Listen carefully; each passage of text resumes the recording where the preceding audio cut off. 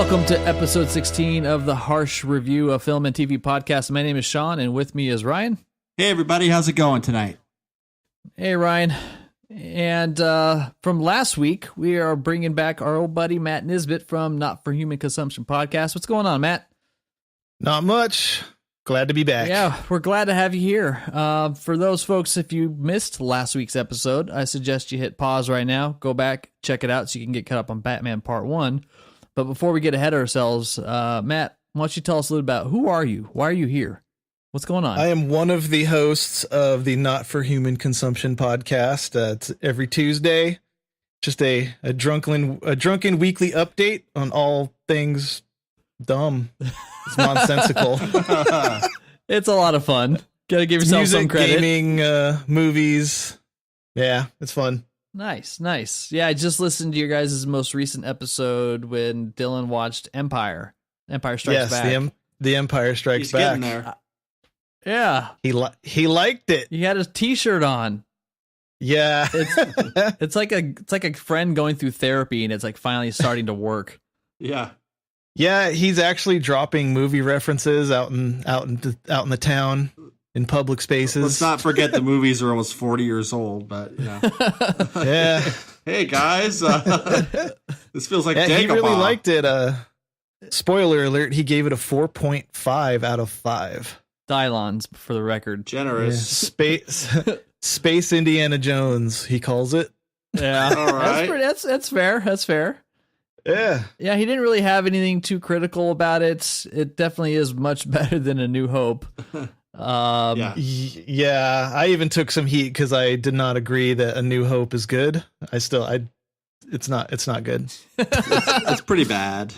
Yeah. Yeah. Well, it's important because it was like a stepping stone to more things. Yes, absolutely. But doesn't mean it doesn't make it good. It just means it was important. It's required reading. Yeah, that's true. Which kind of sucks. That's also how I kind of feel about the Thor movies and the Marvel Cinematic Universe. Oh yeah, I it's feel kind of the required same. reading.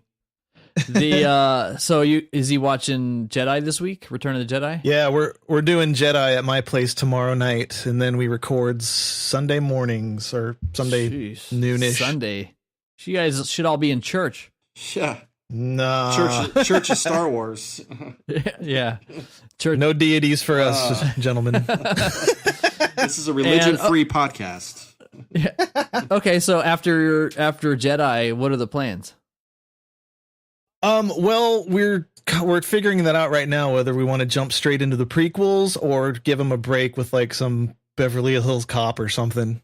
Yeah, I don't know. What do you think, Ryan? Any recommendations on required viewings? I mean, everything's been pretty much grounded in the 80s so far, right?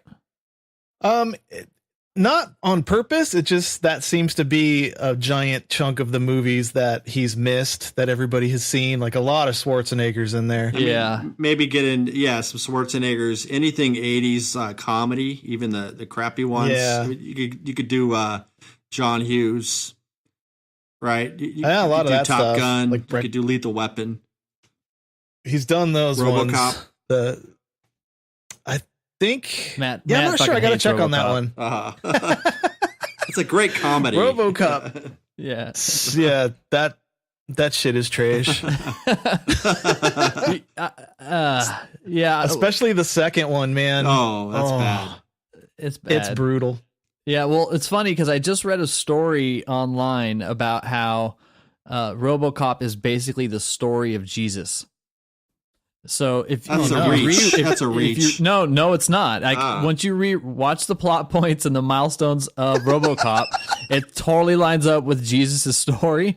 Yeah, it's pretty accurate. Where he's this man, and then he's kind of fallen from grace, and then he kind of comes back, and it's like this whole he's resurrected, and I don't know. There's this whole thing about it that was pretty compelling. If you just put in RoboCop is Jesus, like you'll totally find all these fan theories. Clarence out there. Boddicker is the devil, or I'm telling you, it's very Bob very is Judas.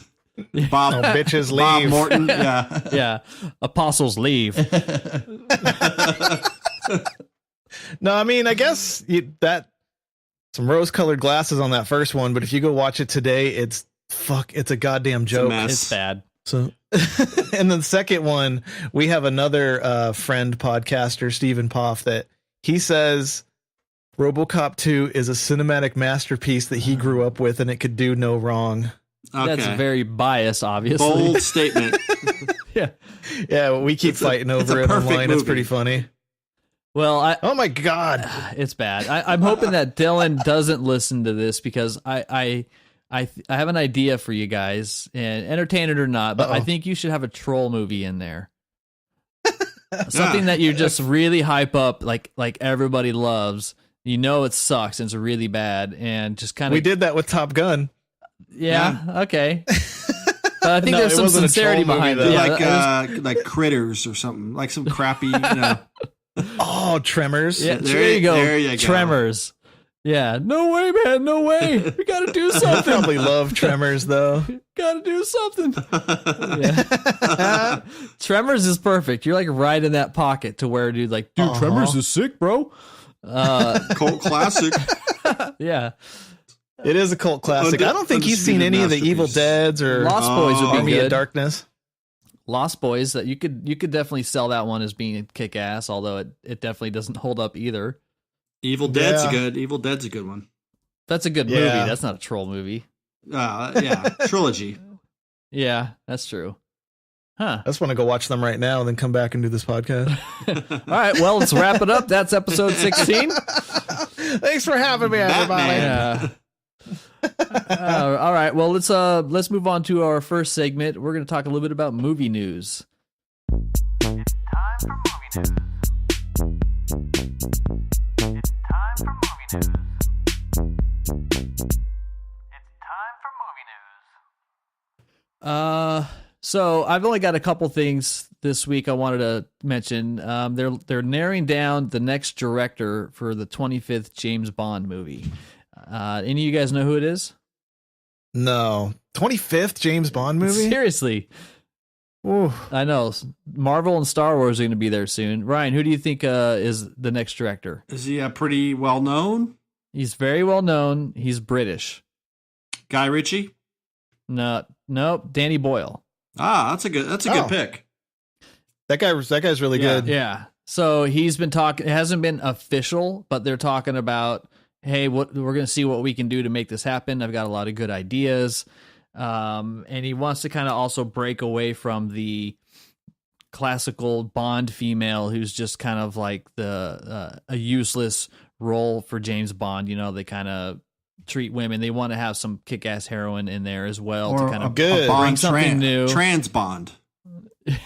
That's a completely different direction. But, hey, get with the times. Yeah, unless they're a spy going against him, all the women that he works with have kind of just been like something to dump his dick off in. Yeah. So that'll be a good welcome change.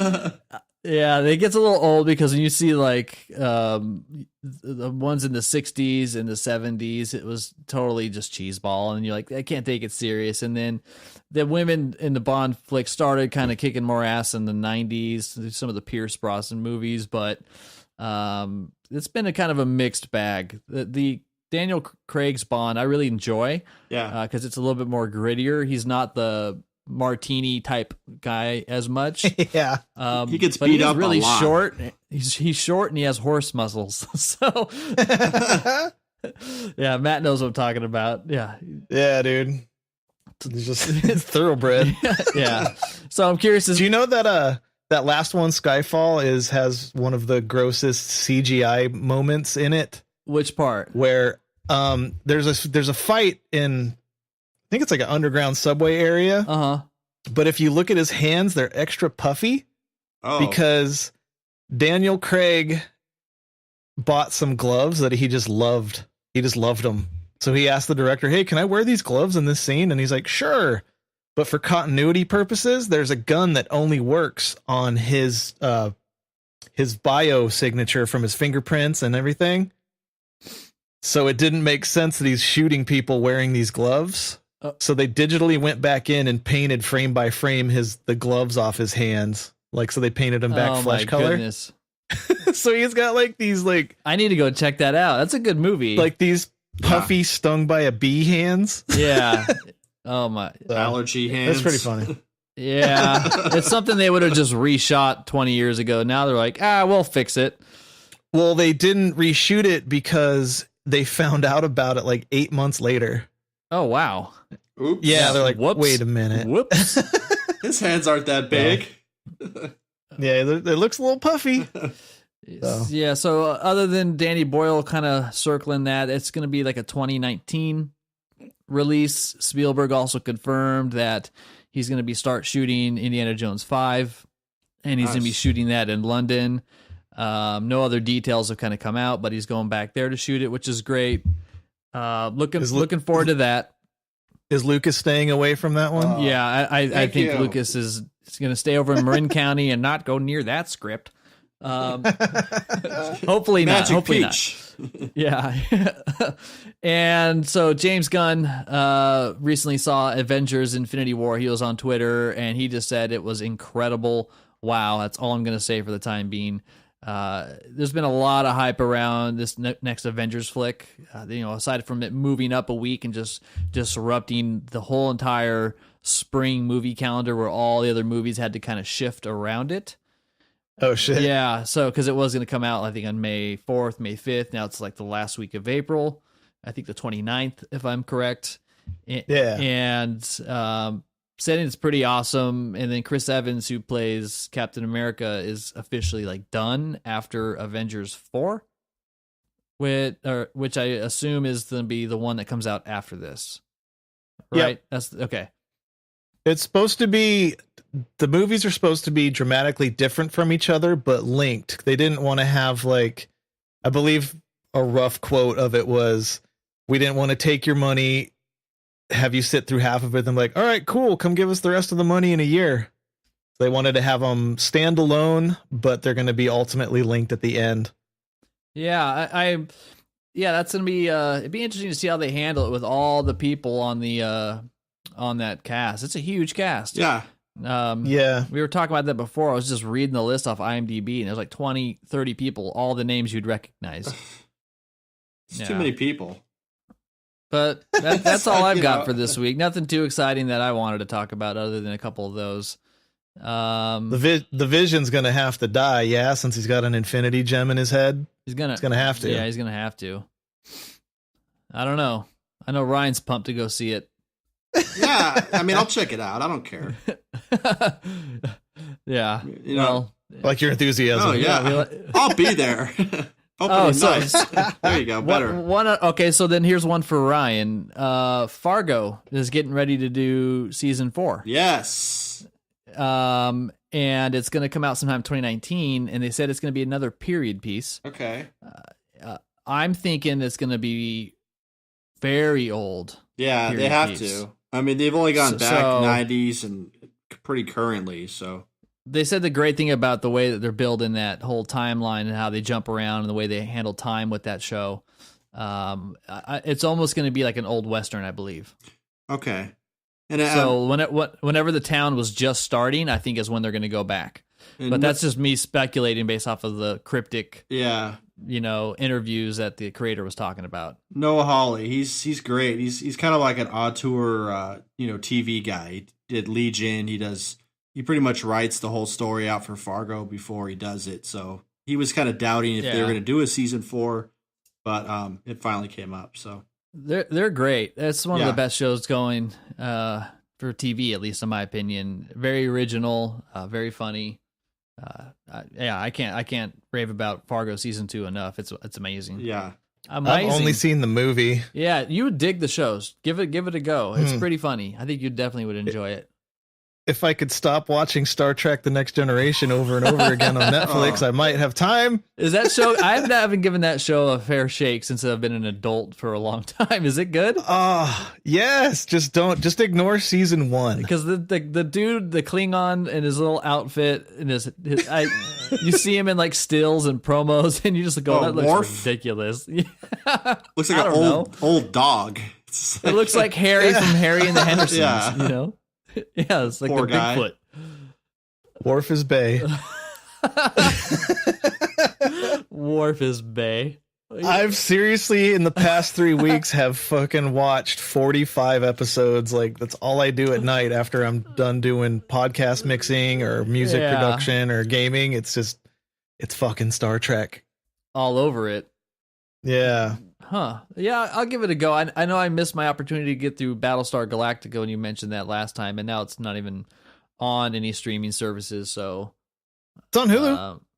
Oh shit. Okay, There it is. there we go. Yeah. There it is. It's a good thing I pay for Hulu. Yeah, it's Yeah. a great thing that you pay for Hulu, my I brother. know. Yeah, I'm like one day I'll log into Hulu and there's another user. It just says Matt loves Sean. I was like, the hell is this? I was like, oh, yeah, that's Yeah, right. I girl. gave him my codes. Oh, by the way, Ryan, your Yeah. HBO Go might not work anymore.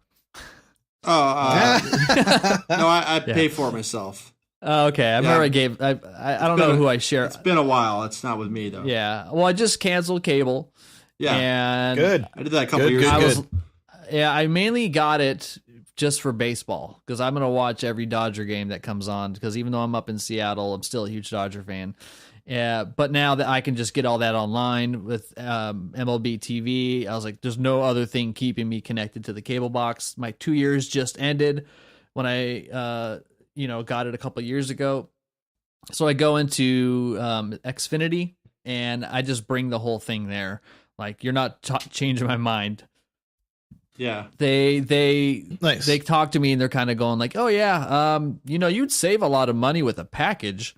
So I'm like, I just want internet. I said, this is the number one thing I really regret and I miss about cable since it's been about a week is I keep looking for the clock on the entertainment center and it's not there. That's all it has been to me I only turned it on like twice in a year. That's crazy. It's just a clock. And now I really Yeah. miss it. I need to get a clock up I mean, there. yeah, you could buy a clock. They're like $6. I know. I'm like, I got to get a clock and put it up there. The clock. Yeah, so they tried closing me and all these things. They're like, well, you can get a home phone and just not activate it. I just said, hey, Dude. what are you doing? I said, Yeah. what are you doing? And he goes, well, you'd save money. And I'm like, will it be cheaper than me just paying for internet? And he goes, well, no. And I said, then just give me the internet. I don't want you. Like, they really tried to. That's why I Yeah. just went in and I didn't do it on the phone. But That's awesome. It's a big step for for me. I stopped buying Blu-rays and stuff a long time ago. Just trying to minimize, and it's very liberating. I still like collecting the Blu-rays. I am done buying physical games, like video games, but for some reason I still like collecting movies. Yeah, because I have maybe 100 and something movies on iTunes, and while it's great because I can watch it on any device, if I'm going to travel, I can just download them on my iPad and go, I want to watch these 3 on this trip. Like, I love that, Yeah. but at the same time, if I'm here and I just assume like, well, if the internet doesn't work, then what I paid for, I don't have access to because you can't download it locally, like on Apple TV or something. Yeah. Only on a computer. I use Vudu for that stuff. So, for instance, on Vudu, you know how digital comes out 2 weeks early before a physical release now? Yep. So for Justice League on Vudu, for $5 more than the $19.95 to buy it, they'll give you the digital code and then they will ship you the Blu-ray when it comes out. So I just recently did it for Justice League and The Shape of Water. Oh, And Grinding Nemo. It's been really cool. Yeah. Yeah, Grinding Nemo. So So is Vudu a streaming service? Yep. And okay. Huh. Yeah, it has apps on everything, your phone, your PlayStation, your Xbox. It allows you on your phone and iPads and stuff, it allows you to download it locally. So if you're on a flight, Yeah. and it's kind of a little pro tip though for podcast giveaways. If you buy, like I did, like I bought Justice League, I already had the digital version of it. I watched that night that I bought it 2 weeks You can early, just and pawn then off the Blu-ray. no, the Blu-ray comes in for my collecting purposes, but it's sealed and it has the digital code again. Ah. So it's another free digital code you can do for giveaways. Nice. Oh, that's cool. So that leads me to announce that we will be giving a code away for The Shape of Water on my own podcast. No. Shameless promotion. Thinking, Yeah, this wasn't in the Yeah. contract. Yeah. We didn't Shameless talk So about plug, when shameless plug, when shameless plug. when do your listeners need to listen to your show? What episode? I don't know. We're figuring that out, but it's coming up. We'll probably announce it this episode 19 when it comes out on Tuesday. All right. So where if somebody was interested, where do they go? NFHCpodcast.com for all your nonsense needs. All your needs. So with one question on this video, it doesn't require some like hacker dongle or any of that kind of stuff, right? It's No, it's 100% All right, legit. all right. I believe its parent company is Walmart. okay, because I remember talking to Alan from your podcast maybe like a year ago, and he sent me 4 or 5 links on Messenger, like here's what you need to get, and it was all this crap and all this hardware, and then you get this software, and then there's this guy in a van that's going to program it, and then everything's free. Jeez. Yeah, it was That cheap fuck. I just remember looking at it going like, I don't know, that doesn't seem like it's a system I can back for many years to come.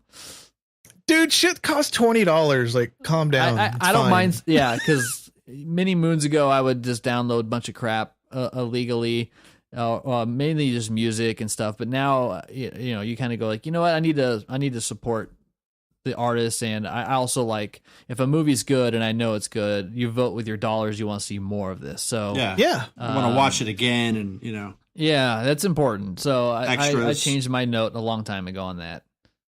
The thing with piracy and all that is when you have access to everything, you just download everything, but you don't even use it. You don't even you barely click those files except for it's a movie you really want to see. And if it's a movie you really want to see, it's a safe bet to just buy it for $20. Still another couldn't way get- of too much content.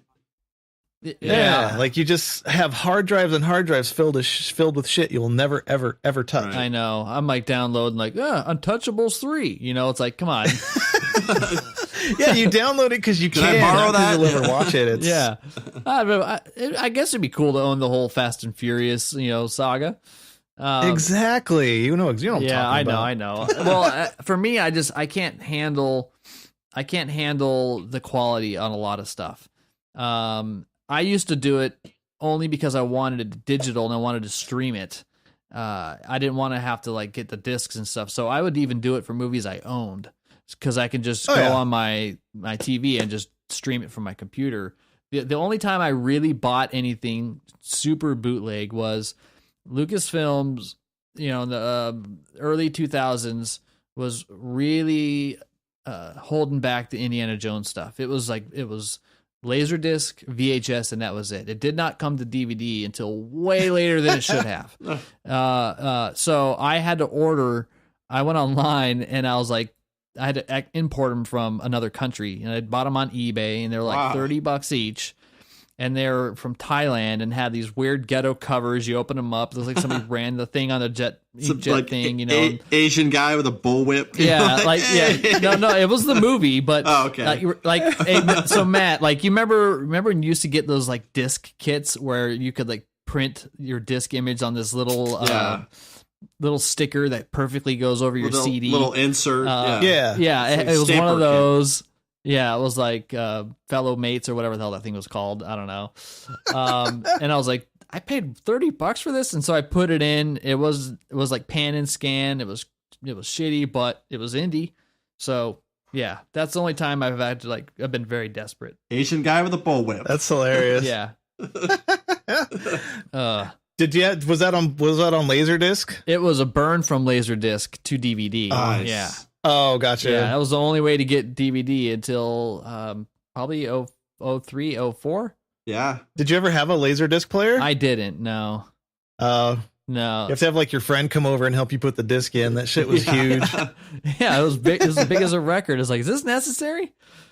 Is this really the best we can do? You got to. Do you guys remember the price of your first DVD players you ever bought? Yeah, it was like $200, Yeah. $250. Oh man, you guys got a deal. I think at one point I I had had the a- dual too, the VHS with the DVD player. Oh yeah, that's the perfect bootleg. As Dude, those I went- VHSs were slowly dying out, I went Sony for my first DVD player, and it was $540. Whoa. Damn, it was a big deal though, So- man. Yeah.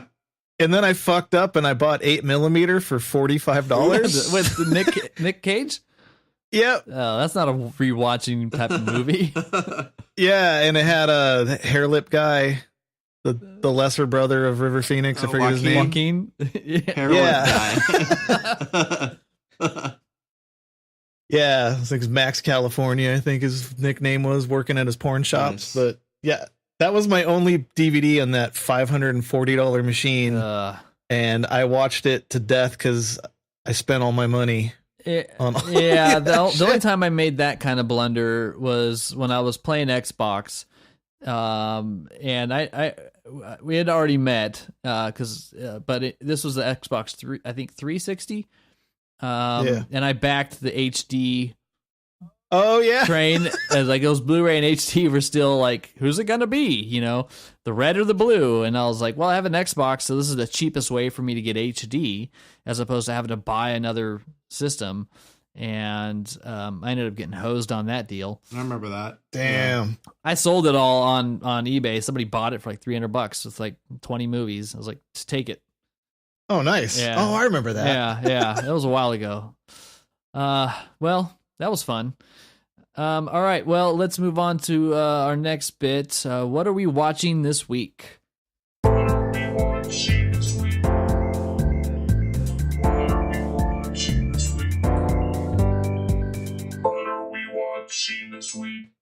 All right.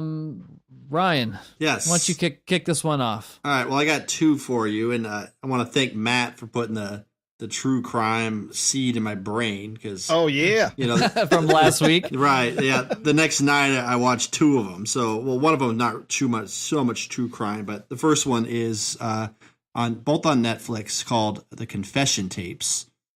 And it's basically it's very depressing. It's more or less about people that got screwed over by the law. They're coerced into giving false confessions or confessions that were just forced after many hours of interrogation. So it is interesting, but the one thing I got walking away from it was just always get a lawyer, because that's the one thing these people didn't do was they didn't call a lawyer and they got screwed. So, oh man. Yeah. I've seen it on there. It's on my list. I just haven't watched it yet. It's definitely worth watching. It's just very depressing. Like these people, and at the end of each episode, it's like spending life in prison. They've exhausted all their appeals. It's like, well, should have called your lawyer. I mean, so what show was that? I'm sure Matt might know because he's been ripping all the true crime music, where at the end of the episode, it's like they tell you that little stats again. Was that the the one with the guy that lost his kid? And America's Most Wanted? Yeah, is that the show where at the end John Walsh? Yeah, John Walsh. Yeah, John Walsh. The updates at the end. We caught him. The update. Yeah, that's what it reminds me of. Yeah, that show went deep. They do that on Unsolved Mysteries too, though, because you're like, they show you the whole thing, and you're like, crap, this guy could be out there now, and it's like update, we got him. It's like, thanks. An hour and a half scaring the shit out of you, right? Dude, that Bigfoot episode, like season 1, terrified the shit out of me. Oh yeah, when I was a kid, that was a great show. Yeah. What's that creeper in the trench coat? Oh, Robert Stack. Yeah, yeah, there you go. You could get that show on Amazon Prime and Hulu, I believe. And I've been watching it, and it still scares the crap out of me. So nice. Yeah. Even though it's a great intro song. Yeah, totally. Yeah, so right. Confession Tapes. Tapes. The second one, I watched it the night it came out. I didn't know it had just came out, and I watched it in 2 sittings. It's about 6-something hours long. It's called Wild Wild Country. And on Netflix? Yes, it's about a religious cult that I had no idea existed, but they were here in America.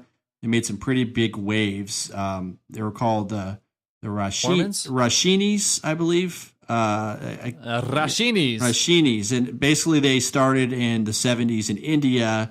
There are a lot of leftover like burnouts from the 60s kind of trickled out to India after the Beatles did that. And this guy was a guru. Steve Jobs. Right. He had a second command. Her name is something Sheila, Ma Sheila or something. And they eventually moved to America. and bought this huge ranch, and they had a lot of money. So like they built, they had What state is this in? This would be in Oregon. So this right down from me. Oh yeah, really close. Like it's pretty close to Portland. So it was near this town called Antelope. So they eventually became so big that they turned the town of Antelope into their own like city called Rajneeshpuram. And it's really fascinating. I had no idea because it kind of just spirals into this like internal strife and then some terrorism. At one point, like they were busting in homeless people to join their cult or whatever, and then they didn't. They discounted the fact that the homeless are a little mentally unstable. So they started to calm them down. They started injecting beer kegs with Haldol, which is a very powerful sedative. So just a lot of like crazy, stuff going on. So what is there? Is it kind of like David Koresh, where there's a deity that they are worshiping? Is it? Yeah. Like what's their whole shtick? It's this guy Osho, and apparently like they believed he was the second coming of Buddha. He was just kind of. I mean, you don't really meet the guy too much until episode 4 or 5 because it's a Sheila girl that's running everything. And she becomes like this spokesman for the whole religion. She's on TV and she's, fighting city council and buying up a lot of stuff. But I mean, a lot of like meditation, but then it gets into like, like a sex cult, like most cults turn into, right? So it turned into that, but it's very fascinating. I really enjoyed it. And does it take you all the way up to like modern times, or is this? I mean, I don't know if there's going to spoil this. But yeah, I mean, you could get it all. What's the time frame? You said so 60s, 70s. 70s. They came to America in 81, and it kind of fizzled out in the late 80s. And so, the people they're interviewing they were people that were actually involved in this cult or whatever. And I mean, they're still like into it. It's crazy. I mean, and these are like, prominent people that had sold all their possessions to join this thing. So, Sheila's in it. Cults are weird. Yeah, man. I mean, Sheila's in it, and she's like, very arrogant and, talking. She does a lot of the talking through the whole thing. But yeah, it's just like with the music and everything, it really gets sucked into it, and it's like you want to join the cult, but you could see how it can have effect on people, and then it kind of alienate a lot of people that are outside of it looking at it. Gotcha. Yeah. Oh, really, really interesting. Wild country. Yeah. What about you, Matt? You watch anything other than Star Trek? No, not this week. Just Dark Knight Rises. Oh, Dark Knight Rises. Yes. Yeah, doing my homework. Yeah. Aside from the Batmans, which we're about to jump into, I've been trying to get caught up on all the Marvel movies before Infinity War shows up, and so I got through. I'm doing them in the order from like their timeline. So I think it was like Iron Man 3. Which I'm not a huge fan of that one. It's good. It's just different. It's not what people expected. Yeah, I like Tony Stark's arc and his character story within it. I just think that I wasn't a huge fan of the villain by Guy Pearce. Yeah, but I mean, it's well made. Yeah. It's good. For me, it was kind of maybe I don't think they introduced him or described him pretty well, or explained to, at least I may have missed it, but that whole power he has in the cells, and like they were planting that, but it just didn't seem to connect with me as much, because when I saw the second one, I remember not being a fan of the second Iron Man, but after watching it again recently, I was like, it's actually pretty good. Yeah, Whiplash is cool. Yeah. I don't know what was happening the first time, but the third one I would say is probably the weakest out of the three. It is. But it's still a good movie. It just didn't stick with me as much. I think they did the third one that style to basically really show that he's really good outside of the suit. He's not just a muscle in a suit. He's out there solving that's a good shit, point. dealing with stuff. Yeah, he got lucky finding that kid. I found some little gadget kid. All right, this works. What's up, kid? Yeah, everybody got really mad that the Mandarin was a false Mandarin. Because that in the comics, that's one of Iron Man's like most like his best villain. Yeah, that was an interesting twist. Ben Kingsley, I thought, did a great job in this movie. When you finally find him and he's just Sir a drunk Ben. dumbass actor. Yeah, it was pretty good. I like Yeah. that. And then I did my rite of passage by watching Thor: Dark World. Definitely the weakest of the three Thors. Oh, yeah. You know, I don't have an issue with Thor. I'm not like, yeah, Thor, dude. You know, but I think that the thing that is a stretch for me is the first 5-10 minutes of this. It's just straight jumps into, let me just tell you what's going on kind of thing. Yeah. And it introduces you to catch this up. world and this, that. But it's really fast paced, and it just like goes, okay, these are the bad guys, so just believe us, go with us, okay? That's kind of how the movie sets it up. Like, you don't really care. And they introduce it so quick, and there's all this Thor, you know, mythology that they're trying to tie into the story, but it just feels so rushed. Like, Yeah. why are you in such a hurry to get me to understand all these things? It's like a So once primer the- on all things Norse mythology, you know. Yeah, so once like the plot starts kicking in and the movie starts going, I just you don't really care. I mean, I love the first Thor where he lost his powers and then when he finally becomes worthy to get his hammer back. You know, it's like a cool moments that show the power of the character. And in this one, it was kind of just, you know, a little bit weaker. Man. Yeah.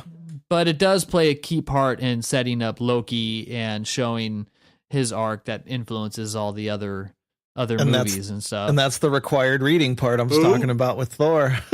Yeah, because Loki, because that was after the first Avengers. So I think this one is the one that happens a year after Avengers. Mhm.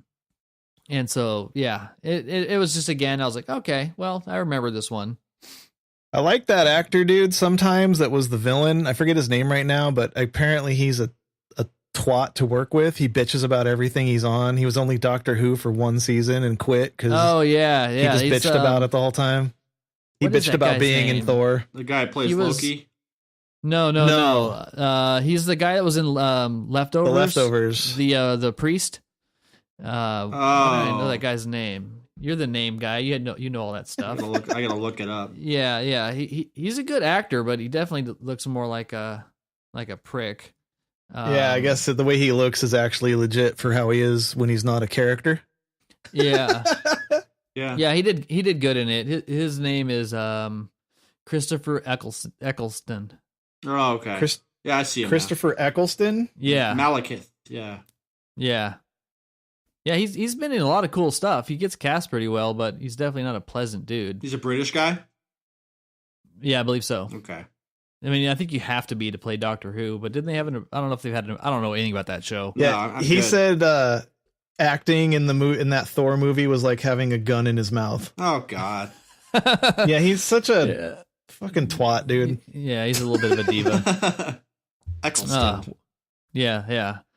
All right. Well, that I think that wraps up what we've been watching this week. Maybe you guys will go check out some of the ones, the Confession Tapes, Wild Wild Country, maybe Star Trek. Star Trek. Which 45 one? episodes a week is the quota. Deep Space Yep. Nine.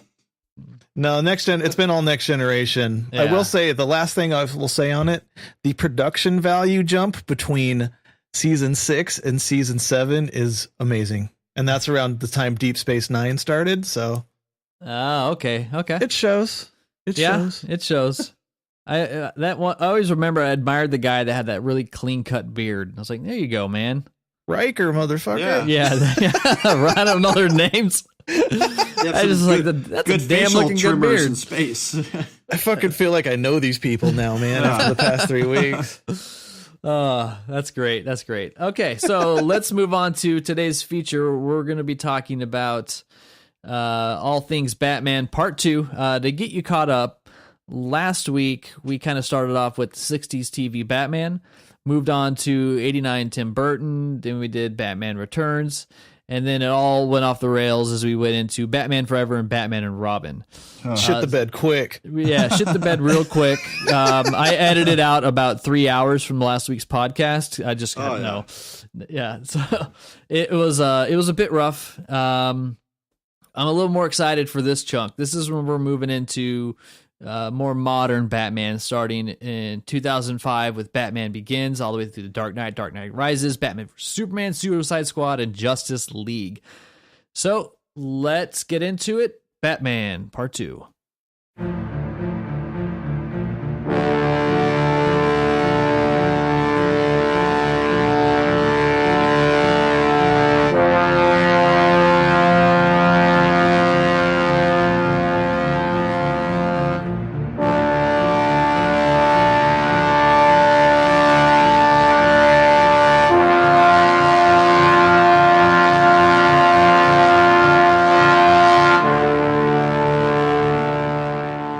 2005, Christopher Nolan came out with Batman Begins, introduced Christian Bale as the new Batman, and with a pretty good supporting crew. We got, Michael Caine, Ken Watanabe was in that, Gary Oldman, Katie Holmes, Liam Neeson, Cillian Murphy. It was Tom Wilkinson. It was a strong cast in Batman Begins. Yes. So I'm just I have my opinions on it because I recently watched these ones, but Matt, you're the Batman fan. You're the one who cares the most. What were your first impressions, and how do you look at it now? I watch this one kind of regularly, once every 3 months, if not more.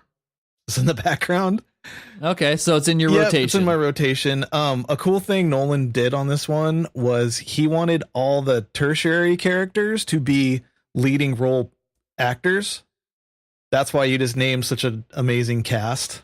Oh yeah, I remember watching, going, "Whoa, the payroll must have been high on this one." Yeah, the marketing budget was $100 million, and it was. I don't even think it cost that much to make the movie. It's pretty funny. Wow, yeah. Yeah. So, what were your first impressions when it came out in 2005? I actually really liked it from start to finish with no major issues about anything.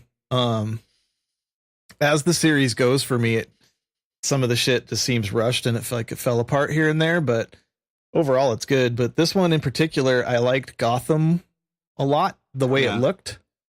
That scene near the end where all the gas is going off from the Scarecrow's toxin, they built that in a gigantic hangar that was like 5 football fields deep, because Christopher Nolan does not like to film at night. Yeah, he can't stand filming at night. So they went through they also wanted to control a little more of that fog effect of the toxin, everybody breathing it in. Yeah. So I think his suit kind of looks weird. It's super clean, isn't it? Yeah. Spick and span. Yeah. So to kind of rewind a little bit, the basic reintroduction to Bruce Wayne and to Batman is it's kind of like a new inception. It really quickly introduces you to these little seeds that plant his fear, and they do a great job of telling the first Bruce Wayne story. Now, isn't this a little bit more of a tormented, serious type of Bruce Wayne than what we're used to seeing in the 89 to Batman and Robin? Well, yeah. What sucks about the Batman Forever and Batman and Robin is they are linked to that 4 set of movies, to the 89, the 92, and then those two. They're all basically supposed to be within that same universe. So they're beer coasters, right? But they actually show his training and his torment, whereas the Michael Keaton one, he's just already Batman and has been doing it for fucking years. And they had to portray that with him just being brooding in the dark, just sitting there waiting for shit to happen. So it's there's a lot of brooding going on. Like in Batman Returns, when he's just sitting there in that dark gothic room, and then the bat signal hits him in the face. It's a good scene. But that's last week's podcast. This one, though. Yes. Come on, get off that. After he was gonna shoot that Joe Chill guy for killing his parents when he was in the court. Then the other mob boss takes him out, and then he kind of gets his disgust for guns and all that stuff. It shows a lot of the origin of a lot of key moments. Yeah, I thought it was interesting, especially with the League of Shadows, and him hunting out Ra's al Ghul, yeah, kind of going out and doing that story to where he, just kind of buys the other guy's jacket, and just goes homeless and just kind of leaves. He's a spoiled rich kid basically, and that's referenced a lot as somebody who's born into, wealth and all that kind of stuff. But he's got a lot of demons. And they did it, and they did a great job. I can say that after watching those first 4 Batman movies, it was very refreshing. Yeah. And I really noticed it. I actually think I appreciated it even more by just how well it was made and how well it was done. I lost all hope. So when their $100 million, it's tragic. Their $100 million marketing budget completely just hit me in the face and fell to the floor without gaining any interest from me. Cause I was like, they fucked it up. I don't trust them. Fuck them.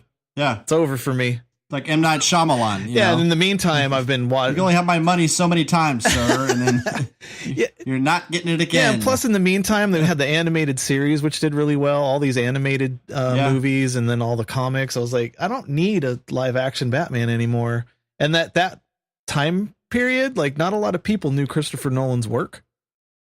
Yeah. What he did, he made like Memento. Well, he did Memento. He did an early movie called Following. Yeah, and he did Insomnia, the one with Robin Williams and Al Pacino. Yeah. Yeah, same with Christian Bale. I mean, other than us knowing him, he's had some key roles, but he really wasn't a household name like he is now. Yeah. He made The Machinist right before Batman Begins, which he had to gain a lot of weight. Yeah, right? he actually gained too much weight. He got too bulked up from being super skinny. And Christopher Nolan made him lose a bunch of weight before he filmed, because I guess he got super roid ripped. He's like, hey, we're not making Fat Man here. We're making that's what they Man. called. So. No, Christopher Nolan used that name. He says you look like Fat Man. And after Batman Begins in 2005, the next movie Christian Bale did was about The Prestige. Ryan and my child. No, not yet. About the one about Ryan and my childhood called Harsh Times.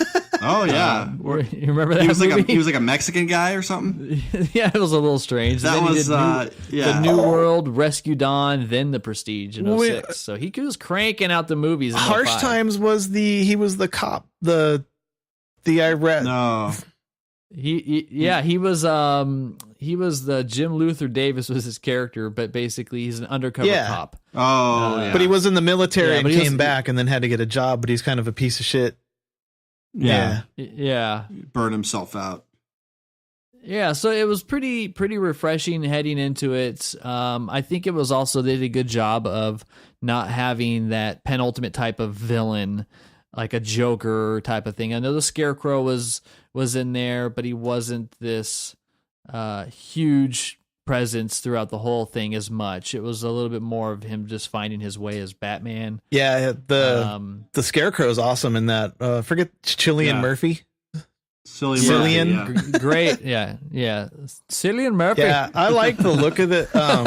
Like I said, the last episode, I think Gotham is a character as much as anybody else.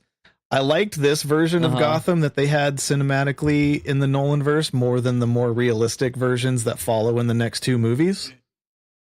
And didn't he film each one in a different city, right? So it just had a different look overall. For the next... Yeah, he did Chicago, the next 2 movies. Pittsburgh. Yeah, he used Pittsburgh, Chicago, all the stuff in Wayne Manor and Arkham Asylum's in England somewhere. Yeah. Yeah, so... He was also the youngest person to ever play Batman. They hired him when he was 30. Nice. He was. Yeah. Oh, really? Wow. So the youngest person to ever start the role.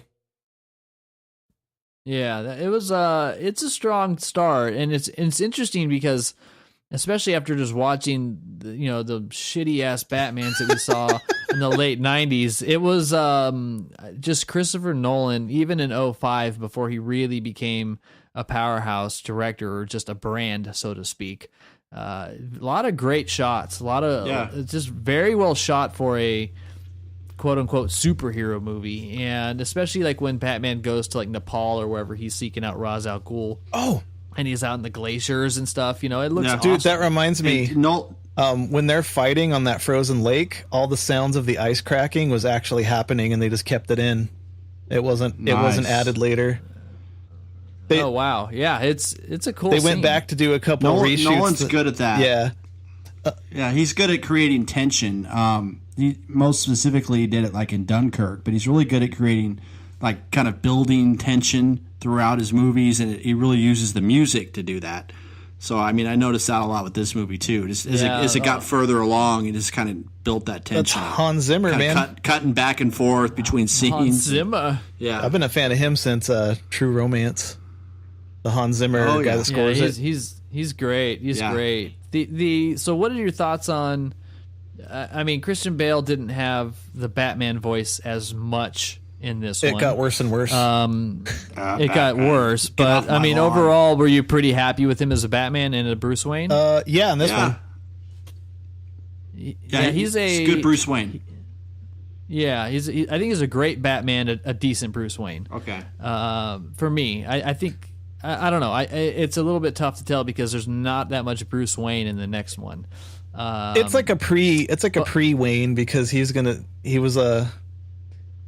kind of showing he was gonna kill that dude straight up with a gun in broad daylight in front of people. But he was young. Yeah. He had to grow into his Yeah. persona. That's true. And there are moments where you get a little bit of that where he just didn't care. And you start to see kind of that side of him, the playboy. There's a lot of little jabs here and there and that kind of stuff.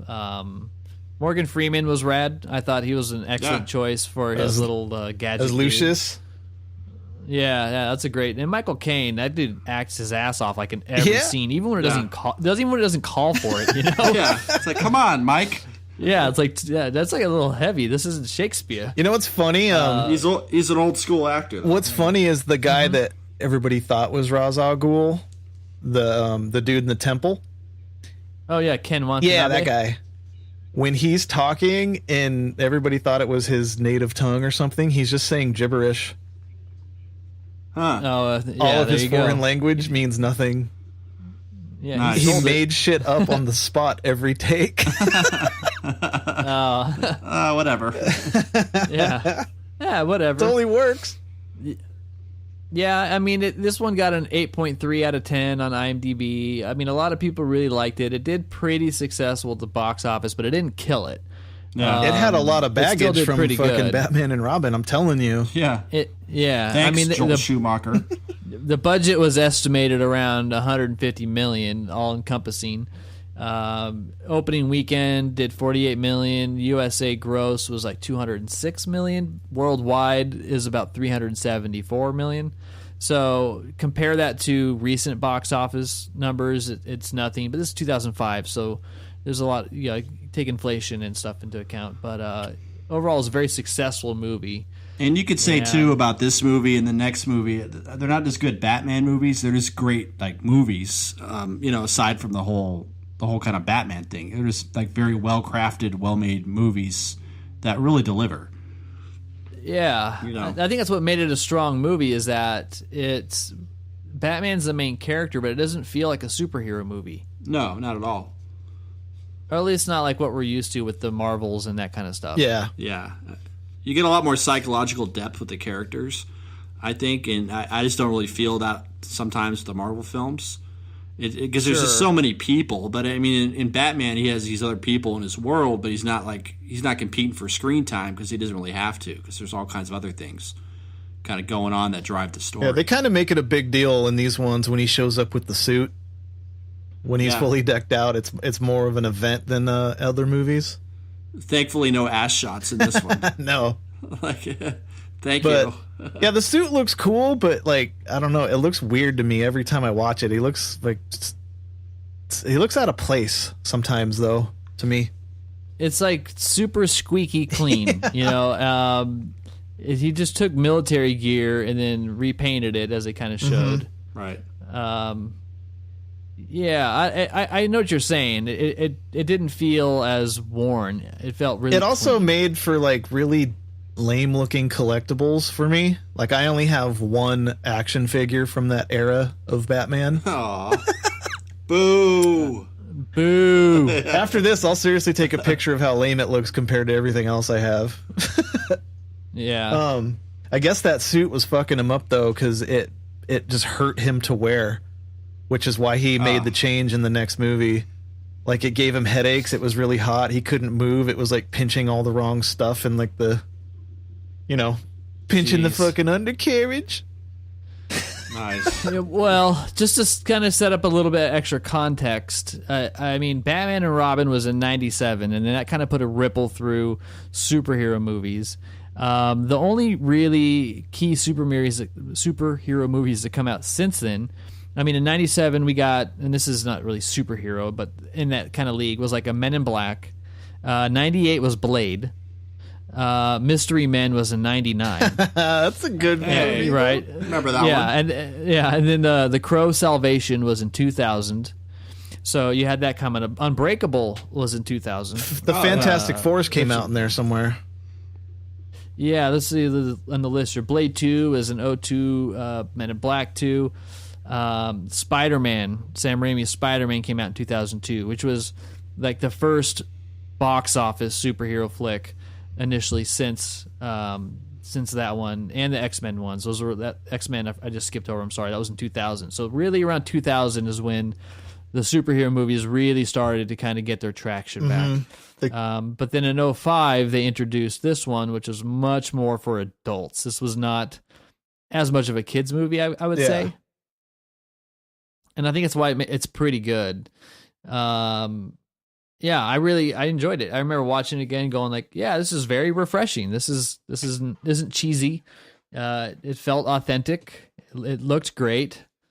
Had a unique point of view, and it was directed and shot and edited very well. Yeah, it has a lot of little nods too to comic book stuff. Like in the beginning, Crane, the Scarecrow guy, when he's in his normal the day job persona, is transferring like one of the worst villains that Batman fights in the comics, called Zaz. He's like a brutal serial killer. He's transferring him from Blackgate Prison to Arkham Asylum.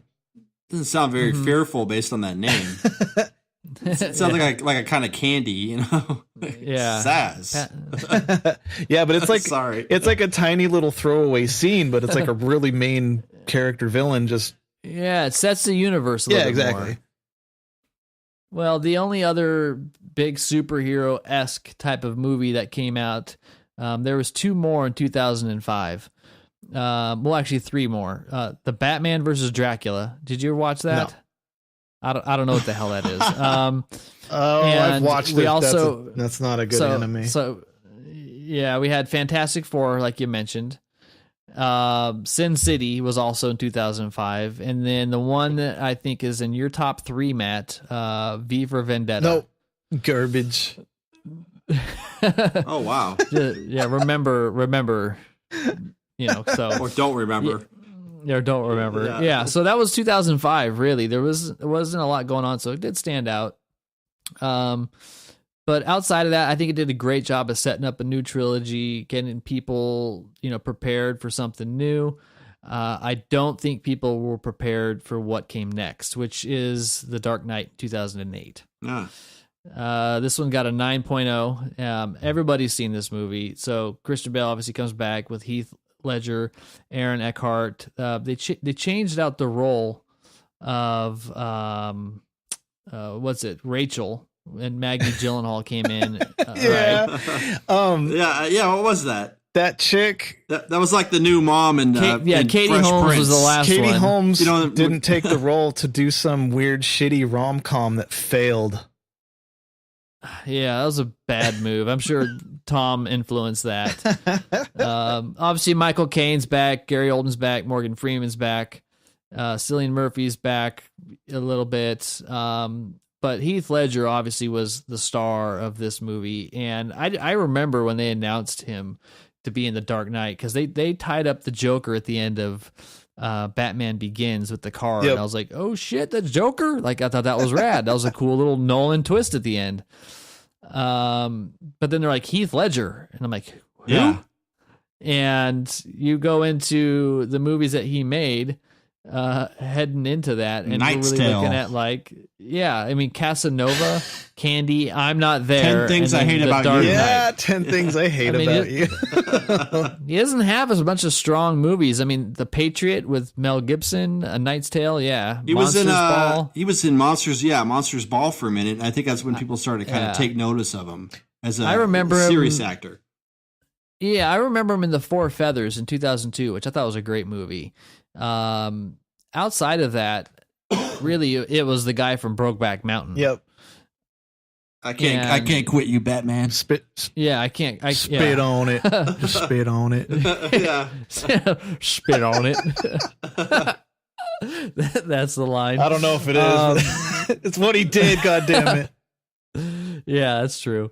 Yeah, so everybody was really freaking out, but clearly Nolan is a genius and saw something there. Well, they let Heath fucking develop the character on his own. He secluded himself away from the cast and everybody for a month, and he just studied all kinds of serial killers and like weird people and wrote a bunch of weird jokes that he thought the like sick jokes that he actually wrote himself, trying to like think of what the Joker would think was funny.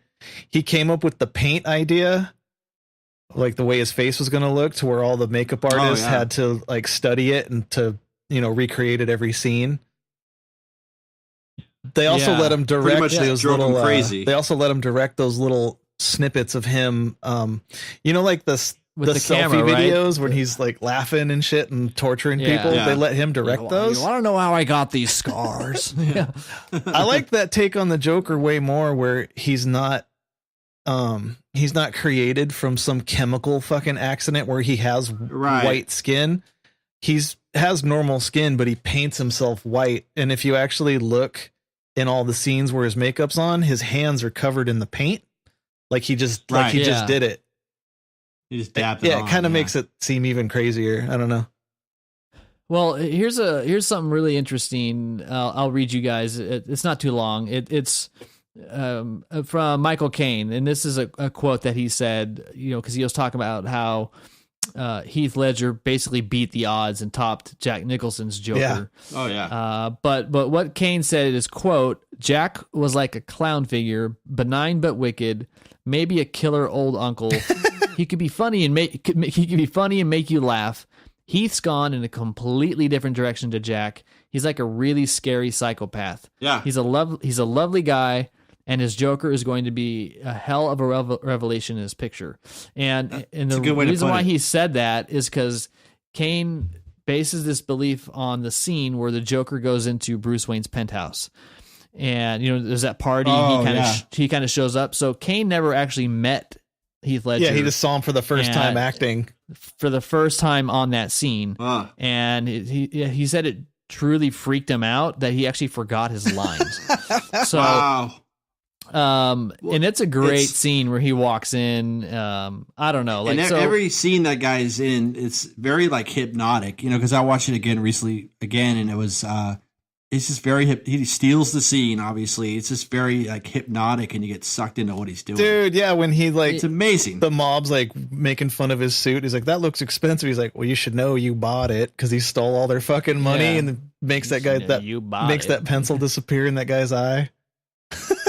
I know. Yeah. Well, so I saw this in the IMAX. Yeah, I saw this in IMAX, and because a lot of the scenes they filmed in IMAX, so that was like a big part of the movie initially. Kind of heading into was that Nolan filmed about half of it on IMAX, and the opening scene, and you can tell. So if you're watching it on Blu-ray or you're watching it anywhere, the black borders that kind of give you that 16:9 ratio go away during the IMAX scenes. It uses the full screen. Dude, there was only 4 IMAX cameras on the planet at that time, and they broke one of them.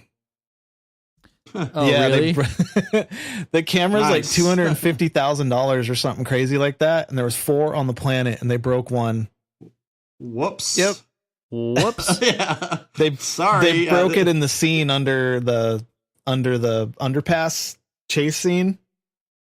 Who gets the blame? Like, they total. I don't know. Probably some grip. Like some extra tripped over a wire or something. Like, oops, sorry guys. Yeah, that's fuck. How much is that?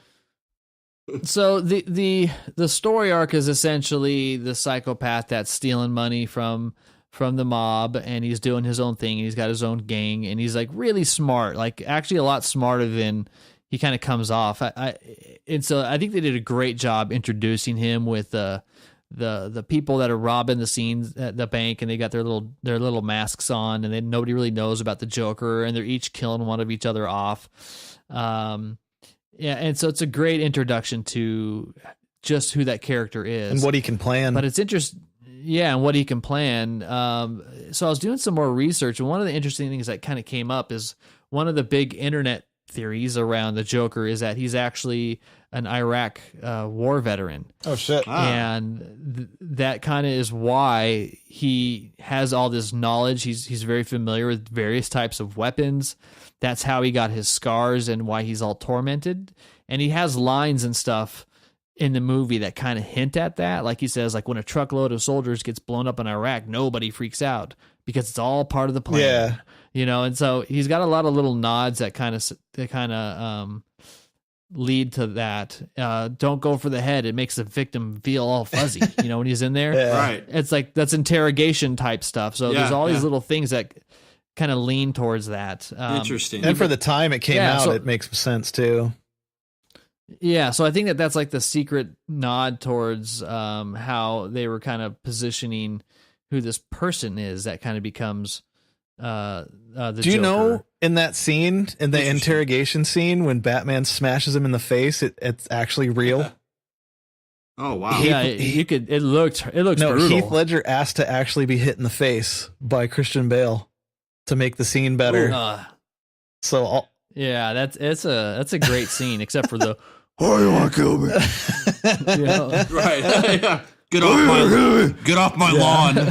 Yeah, this whole series has some pretty cool little method acting parts. I forgot to mention one on the Batman Begins, but you know when he comes back, Yeah, you throw know it when in he there. comes back from being poisoned by the toxin from the Scarecrow. yeah, where he jumps out the window. Yeah, but then you know how he wakes up days later and Lucius and Alfred are sitting there. Yeah, Christian yeah. Bale went to sleep so he could wake up while the scene was starting to act more like he just woke up all groggy. That's cool. Yeah. He looked like shit too. He was like, ugh. Yeah, because Yeah. you know you can't fake that. You can actually wake up a little more realistic if you're sleeping. Serious method acting going on. Yeah, Christian Bale's a little nutty that way, which is Yeah. great. Even in yeah. the Terminator, he's a little too nutty. So in clearly, the background. Yeah. I know. So Good for you. clearly Heath Ledger was amazing. But I did get a little hung up on Christian Bale a little bit in this movie because the Bat voice obviously excels, Yeah. but he does a lot more physical stuff. So he's a really good physical Batman. So I think it's kind of cool to see Batman actually hold In his these own. first two And he movies. did it- yeah, in these first two movies. I know we'll get there. And so, but I mean, the things that really kind of bothered me the most was maybe how they handled Harvey Dent, I think. Yeah. Or with Yeah. Two-Face and just that whole, I didn't really feel it was necessary. It just seemed like a sideshow kind of. I mean, you know. Yeah, the whole they didn't Rachel have to do thing, that. and yeah. I don't know. I didn't really know the impact it was supposed to have. That's the only thing that didn't really land for me. I don't know. I mean, did you guys get hung up on it? Like, what kind of bothered you about this one? I really liked him as Two-Face. I thought they built it out really well. I kind of think it's a waste that they killed him so soon. Like Yeah. because He wasn't Two-Face for very long. yeah, not at all. Well, one face. I mean, Ultimately, they used him as a plot point to be able to make Batman the villain for the next movie. That's kind Yeah. of what they did with him. yeah. And also to kind of that whole part where, and I'm not going to, it's really hard to not pull little things to Dark Knight Rises, but that note that Michael Caine takes out that Rachel leaves him that says that she chose Harvey over him, although he doesn't know that, and the Joker kills Rachel and melts Two-Face's half his face. So it was just like it sets up a lot of the stuff for the next one, which I get. Yeah. but within watching it, within the movie itself being contained within itself, it was a little bit like, okay, that was just not necessary. I That's would have cute. rather had more Batman Joker stuff. Yeah, that's true. Well, I mean, if it was any other villain, I would rather have been like Mr. Freeze just to kill him off because let's just get rid of this guy. Like throw that one at the side. We don't need him. Yeah, we don't need that him. Rachel Yeah. character is 100% brand new for the Nolan verse. She doesn't exist anywhere else. So Oh, okay. it's probably Yeah, no Vicky Vale. no, she exists 100% in here. So maybe they felt a little more comfortable killing off their own creation. Yeah. Huh. So it's kind of cool. Yeah, there's a lot of cool little interesting things if you go and like read some of the trivia on this one. Like Aaron Eckhart was talking about, because he didn't really have many scenes with Heath Ledger. He really had that hospital scene where Ledger dresses up like the nurse. And he said that before the takes and before the scenes, all that Ledger would do is just kind of pace around the room in character, mumbling to himself like in an odd manner. Wouldn't really acknowledge that he was there. 100% in character. Yeah. So all Eckhart could really do is just watch him while still in character, and this would go on for several minutes. Eventually, Ledger got close to him, and that's when like Eckhart felt compelled to raise up his hand, and that's when Ledger grabbed Eckhart's raised hand in an equally fierce manner, and that was kind of the pivot point for that whole scene. Right. Like that's how he knew, like, okay, now we're going. And that's cool. Yeah, that was just a very interesting thing. Like little things that everybody that worked with Ledger was like, yeah, it was very, very different. So sad. I mean, he could have just done so much. Another feels part is the name tag on the nurse's outfit is his daughter's name.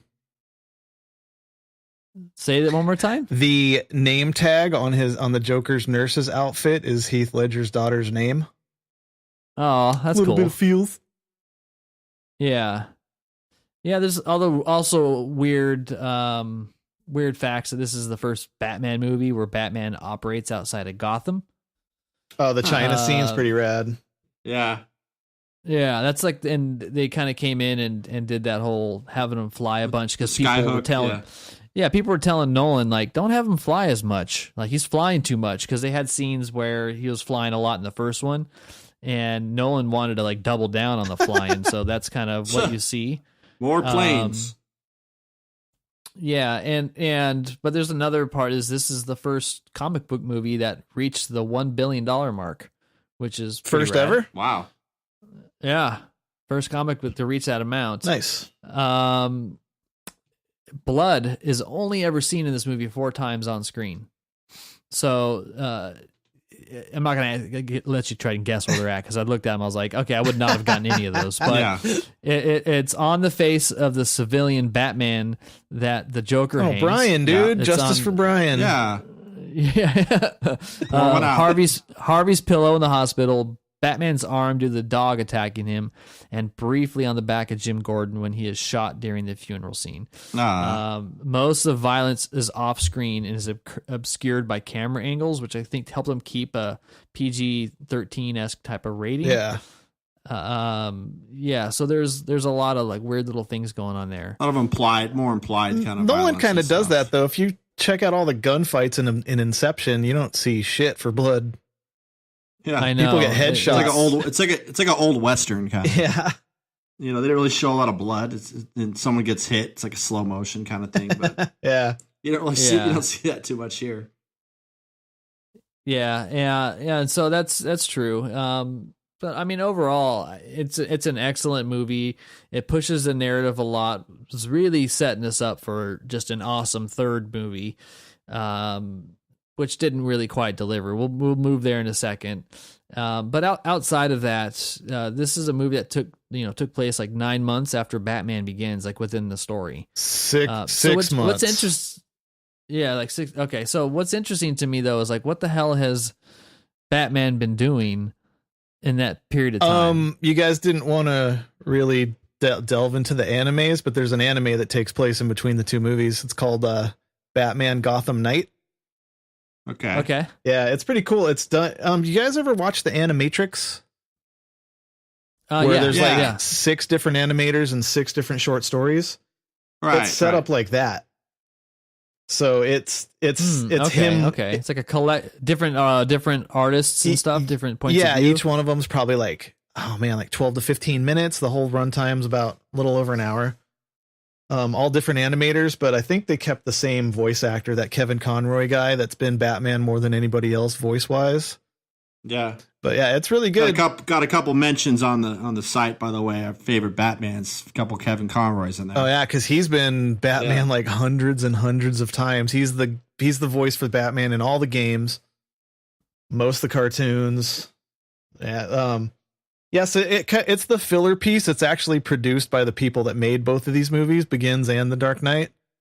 It shows his transition being basically meaning he did stuff, but the time in between the movies is only 6 months. So at this point, in this point in the whole trilogy, Batman Begins from when he puts on the cowl is like 3 months, if that. 6 months in between. That's pretty quick. Yeah, and then the Dark Knight's only like 3 months too, if that. It's all quick. He hasn't been Batman much.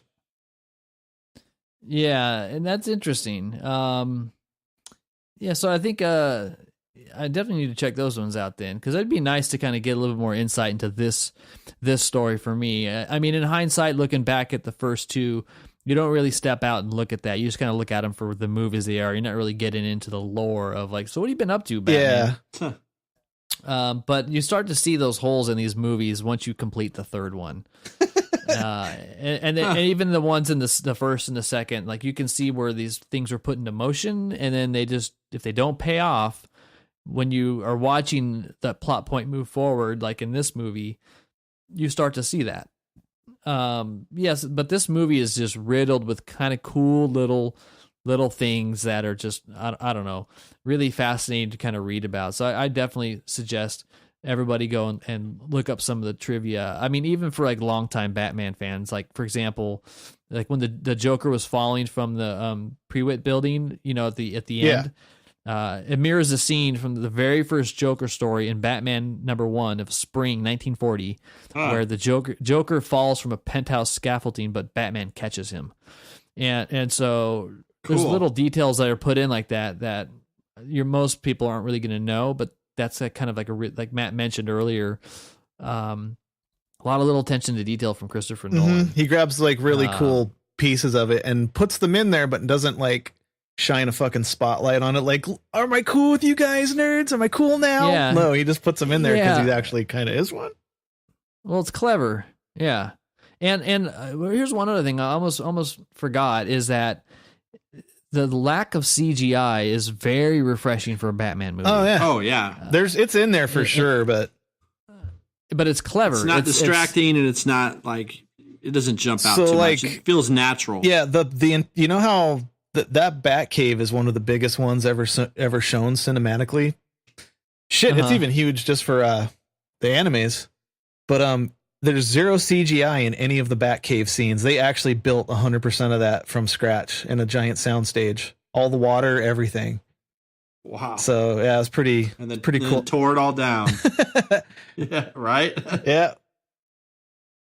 Yeah, and so I think that's what really makes these ones work and have a little bit more, I think, of authenticity with Batman, because when we start shifting to some of the later movies, all the characters around him are very CGI heavy, and it kind of exposes Batman in a different light.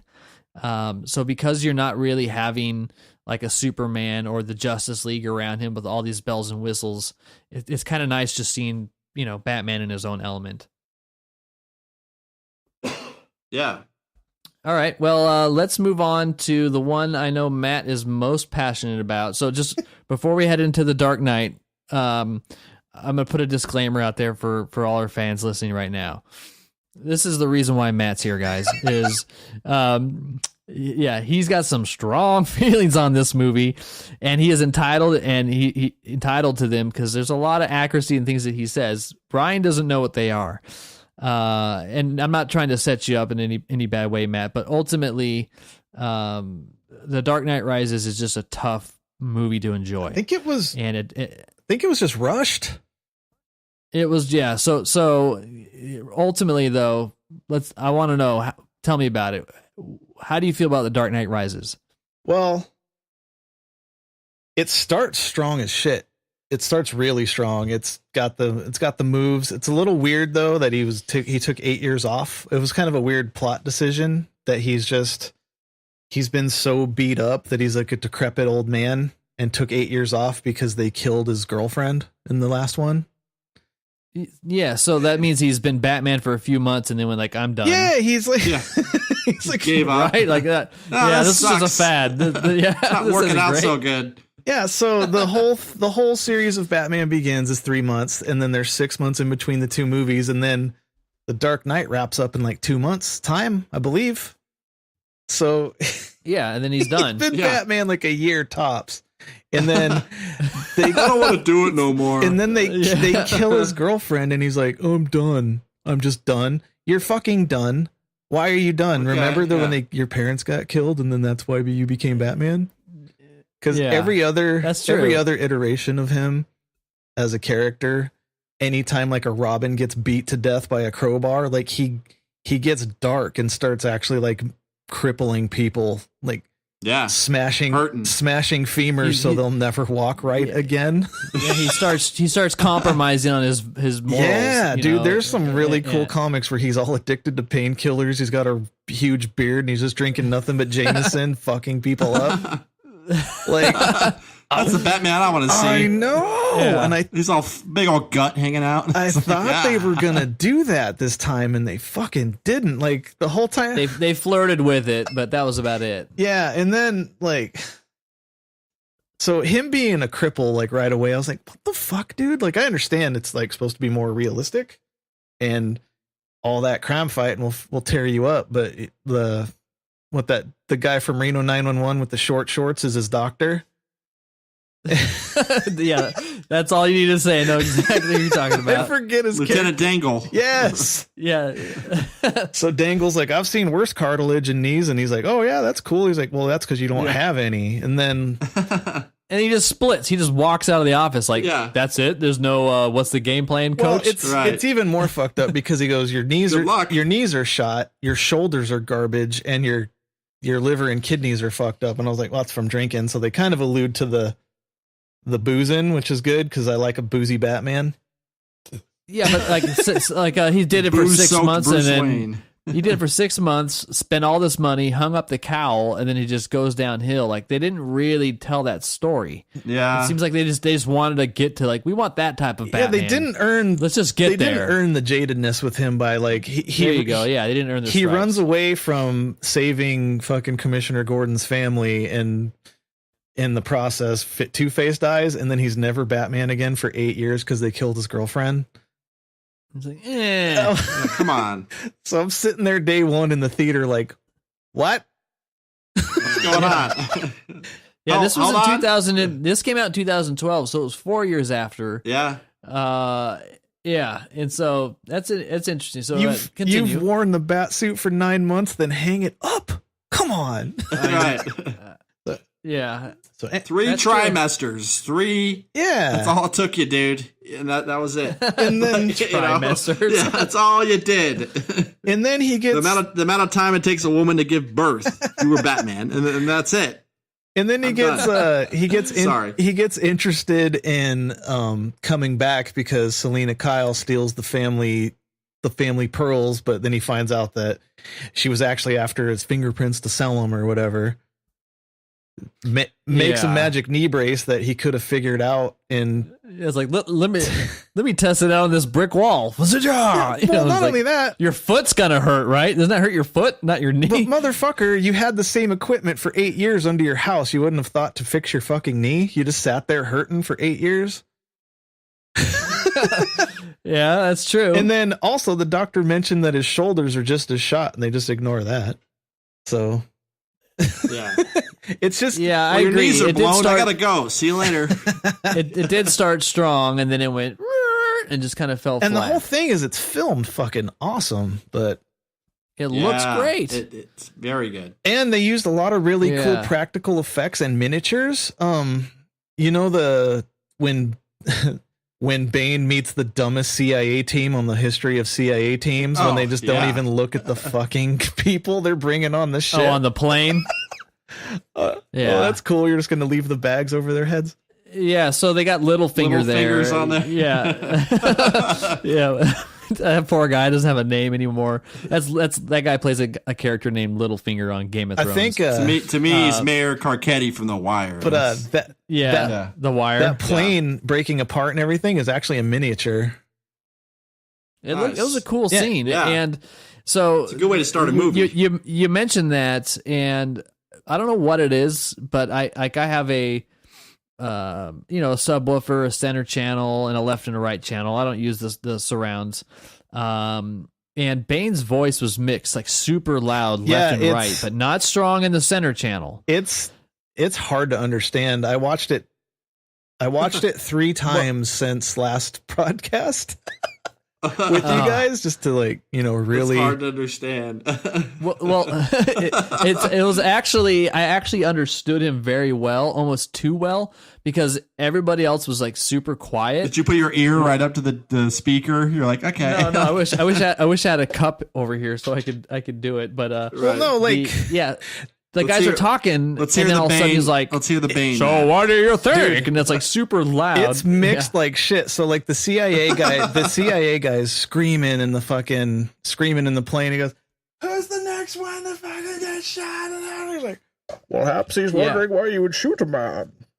Like it's so out of place, dude. It sounds. Yeah, it's super clean and loud. I just sit there.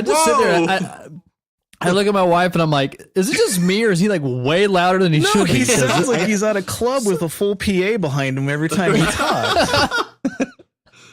I kept juggling the volume. Like I was doing what you were doing when you watched Temple of Doom, where I'm like juggling the volume back and forth. Like, oh, Bane's here. I got to turn it down because it's like so loud.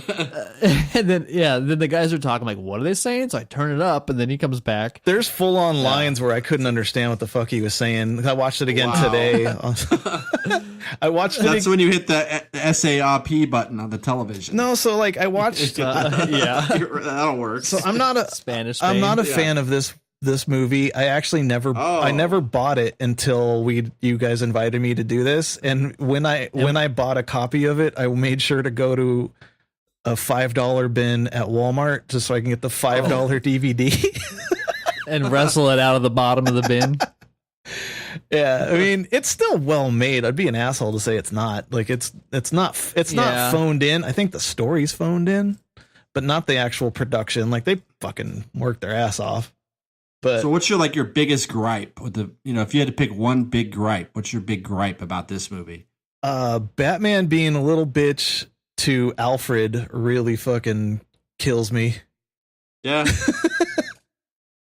Like he yells at his boy, dude. You can't do Alfred like that. You can't do Alfred like that. And then Alfred. He's been serving that dude hand over foot for I years. raised you when I heard your screams in this hall as a little boy. Right? And I do this again. Motherfucker. Will you ever give me will you ever quit on me? Never. I can't quit you, Alfred. Never. Yeah, and then he's never. Bane is fucking rad. Like I almost think it should have just been like the plot of this movie without the dumb nuke part. Just a city under siege movie would have been really cool. Is he better than Bane in Batman and Robin? Dude. An HIV test coming back positive is better than Batman and Robin. Fuck it.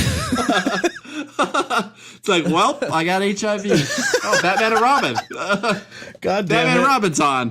Turn that off. No, it's just super. It's super like not. It doesn't jive with the whole character of who he is. With the whole like taking 8 years off because they killed his girlfriend, and then he magically fixes breaks his knees back and he's gets fine.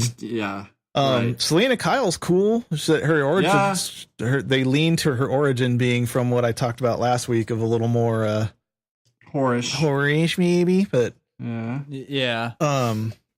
She's supposed to be 21 in this. How she played it. Do you know? She ain't 21. Yeah, I don't know about that. Yeah. He was a rough 21, bro. Yeah. Time has not been kind to you for 21 Yeah, year olds. she did a good job. I mean, for what it was, I think there's just a little bit too much of this.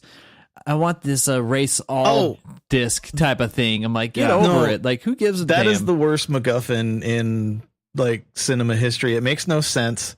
All of a sudden, paper trails and all the police looking for you and all that, like, you're just going to go away. Like, no, come on. Yeah, was this the 40s? You know? Yeah, and see? They don't explain shit. I see.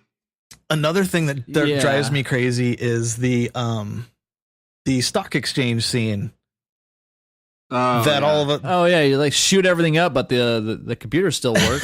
No, it's not even that. It goes a little deeper than that for me. It's the fact that so he just like it's not protected at all by the U.S. government for a terrorist attack to go down, and then all of a sudden a billionaire's financials get fucked up from it, and they're just not gonna they're just gonna gloss over that. Yeah. Like yeah, they're like. Yeah. Oh well, I didn't even think about that. Like, oh, they took all your money. Too bad. Yeah, dude. Come on. What is he not? What kind of no insurance insurance. You got Affleck? Well, yeah. I just remember that scene goes in and they go and like they shoot all the different kinds of stuff, and then he's like, "Are you crazy? There's no money here. Then why are you people here?" You know. And so, and then he's like, "How long is the upload gonna take?" And they go 8 minutes. So it's like, well, then we must leave. Yeah. It's like, we're on you could dial-up. You could just stay here for 8 more minutes, right? But now you need to have some little motorcycle chase. Like, so I didn't really get why they had to leave. Yeah, it's because waste of time. Yeah, I don't know. It was cool tech though, and like I said, Bane's really rad throughout the movie. Yeah, he's jacked. Tom Hardy was super jacked. He's never been that jacked since. No. Yeah, he looked like abnormally jacked. I was like, dude, he's huge. His guts all sitting there. Got the Kylo Ren pants on, and yeah. I like when Commissioner Gordon was about to get killed by Bane and he dumps into the sewers. And then the one guy's like, I don't know where to track him down at, and he just shoots him in the leg. He's like, go chase him. Yeah, go chase him. Well, go find him. So I'm reading Could here. you say that again? I couldn't understand what you said. Why don't you go find him? So I was reading as I was doing my little bit of research on this one, and I read a cool article on Kotaku that talked about why the movie sucks. Oh shit! And they said, well, first of all, Alfred gave away the ending because he has that little bit about, I have this dream where I'm sitting at a cafe somewhere and I see a young Master Wayne sitting there with a woman, and maybe a couple of kids. Right? They don't speak. That would ruin the magical moment. They just nod to each other, and we don't even say hello, and like that's how the movie ends, which is a terrible ending. Yeah, that wasn't. See, that's another thing. He's a goddamn reluctant Batman. Like because basically Batman for 9 months. Well, not only that, like in true Batman fashion, he is Batman, and the persona is Bruce Wayne. And they mentioned that in this movie. Like Bruce Wayne is supposed to be the mask, where Batman's the actual dude. You know what I'm saying? Instead of the other way around. Yeah, like Superman.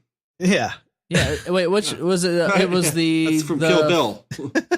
I think Kill it was Bill that 2. movie where they mention that, where they say like, no, this is who you That's are. Kill Bill the other 2. man's a mask. Yeah, that's Kill Bill 2, where he gives her that speech, about Clark. No. In this Batman movie, they have that same speech. What I do? That was. It's not who I am, so that defines me. Get off my lawn. Yeah. So so let's talk a little about Jogo, JGL, Robin, I guess. What were your thoughts about him in this movie? He's like the only cop. He Better acts than Chris O'Donnell. Yeah. He's not really. Do you know? Christian Bale said he wouldn't be in these movies if there was a Robin, so that's why they totally make it a different version of a Robin, but he's not really a Robin. Robin in quotation marks. Yeah. It's not. Hey, get it, Robin. The fact that he just knows that fucking Bruce Wayne is Batman is like, where did that come from? Because you just saw him walk through your orphanage once. Yeah, yeah, and that's the whole thing. He goes, like, after Commissioner Gordon tells him, like, the city needs Batman, he drives straight to Bruce Wayne's house. He's like, hey, just so you know, I know this. Yeah. And he handles it pretty well. He's like, okay, you size me up. It took Rachel a whole movie to figure it out, you know. Yeah. This guy picks up on it like that. I'm not Batman. Sorry. You secretly love this great. movie. We know. It's okay. Yeah. But Yeah, I don't know. man, Yeah, that's there's like the... so go ahead. Miranda Tate just ends up being Talia al Ghul. I Why know, the right? fuck? It makes no sense why he gave her the company just because she was an investor in the fucking power plant thing. Like, Yeah. a terrorist attack took all my money and everybody It's like thinks a I fucked it shortcut, up. But so kinda. here, just take over the company then. Like, why?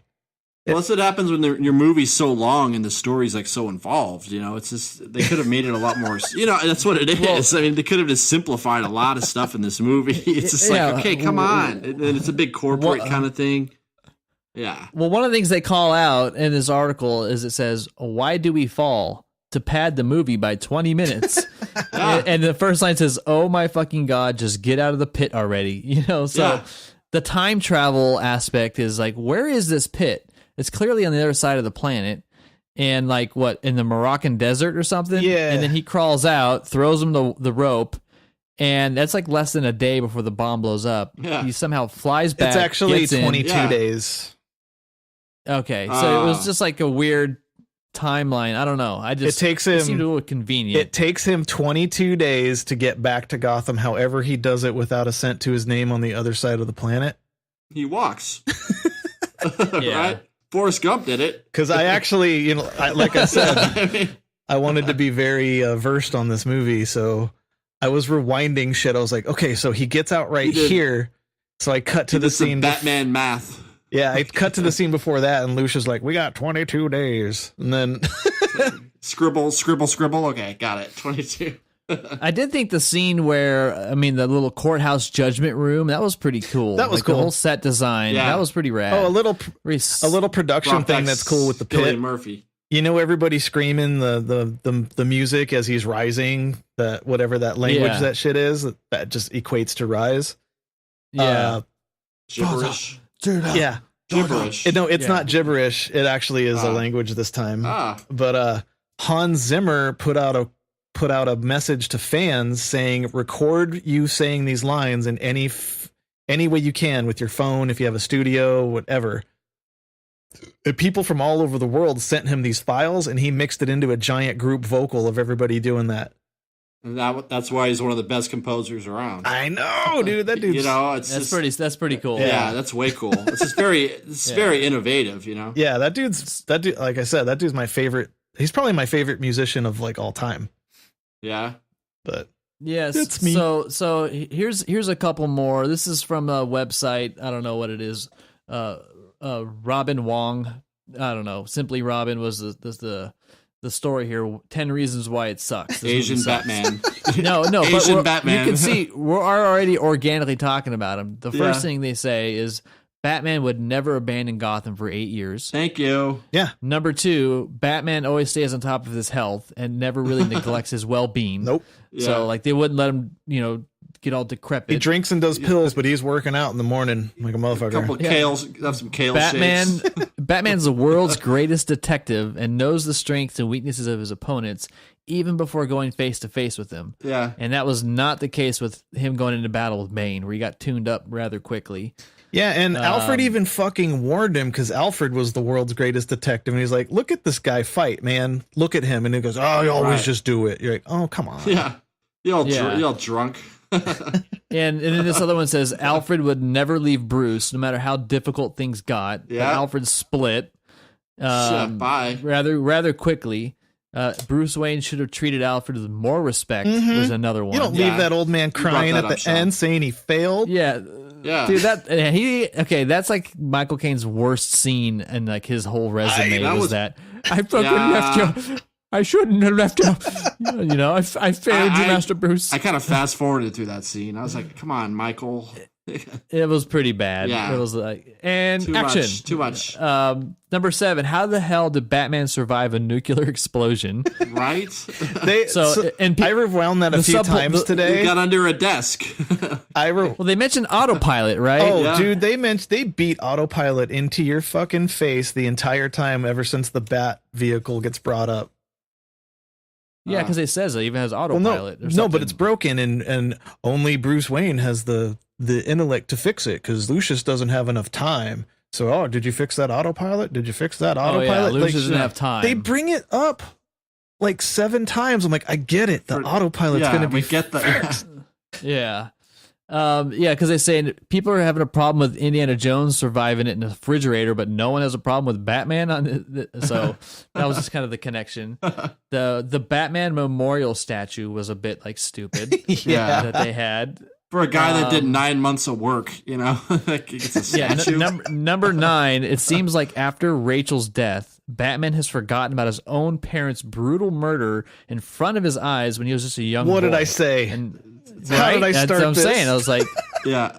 and then Robin at the end of the movie was a dumb little thing that I think they Yeah. just didn't need His it. actual fucking name is Robin. Yeah. Really? Isn't it like Dick Grayson or something? Yes. The Flying Oh, Graysons. that's- Yeah, from Batman and Robin. The That's screen should have been filled with so much dick at that point. Like, Right. Yeah. you Right. go by your first name, Dick. I'm like, yes. Yeah, There it and is. so I think the redeeming quality is Tom Hardy is rad. Yeah. You know, Anne Hathaway does a decent job, but I don't think she really got a whole lot of good lines. I think her character She has some. could have been a little bit more tough. She has some cheese lines too. Yeah, Yeah. they didn't. I don't think they wrote her too well, but she did fine. Yeah, she did Yeah. great. Yeah. I think that it's shot very well. It looks great. I mean, Music's even good. and I would say Christian Bale did well as a Bruce Wayne for what was written for him. I thought he did a great job in it. It's just like the whole movie just has all these holes in it that are beyond the performances there. Yeah, So, dude. So the Miranda Tate, that is the most convoluted revenge plot in the history of revenge plots. Like, so much shit didn't even need to happen. It would have been easier just to fucking smuggle in a nuke than what they did to make a nuke. yeah, that's And- way more complicated than necessary. Why in the fuck did she go and fuck him before he went to fight Bane just to like make him after sex tired? Make him forget Didn't about get Rachel. the testosterone rage? Like, I don't know. It's been 8 Yeah, it's a years, weird- Batman. like she dreamed of killing the guy that killed her father. Yeah. A good time. That was your shot. Well, I think you need to read some Sigmund Freud or something. A to get good the answer time on to- that one, yeah. sir. Probably a good time to kill him is when his dick's in your mouth. I don't know. Like, what are you Yeah. doing? Yeah. Chop that off.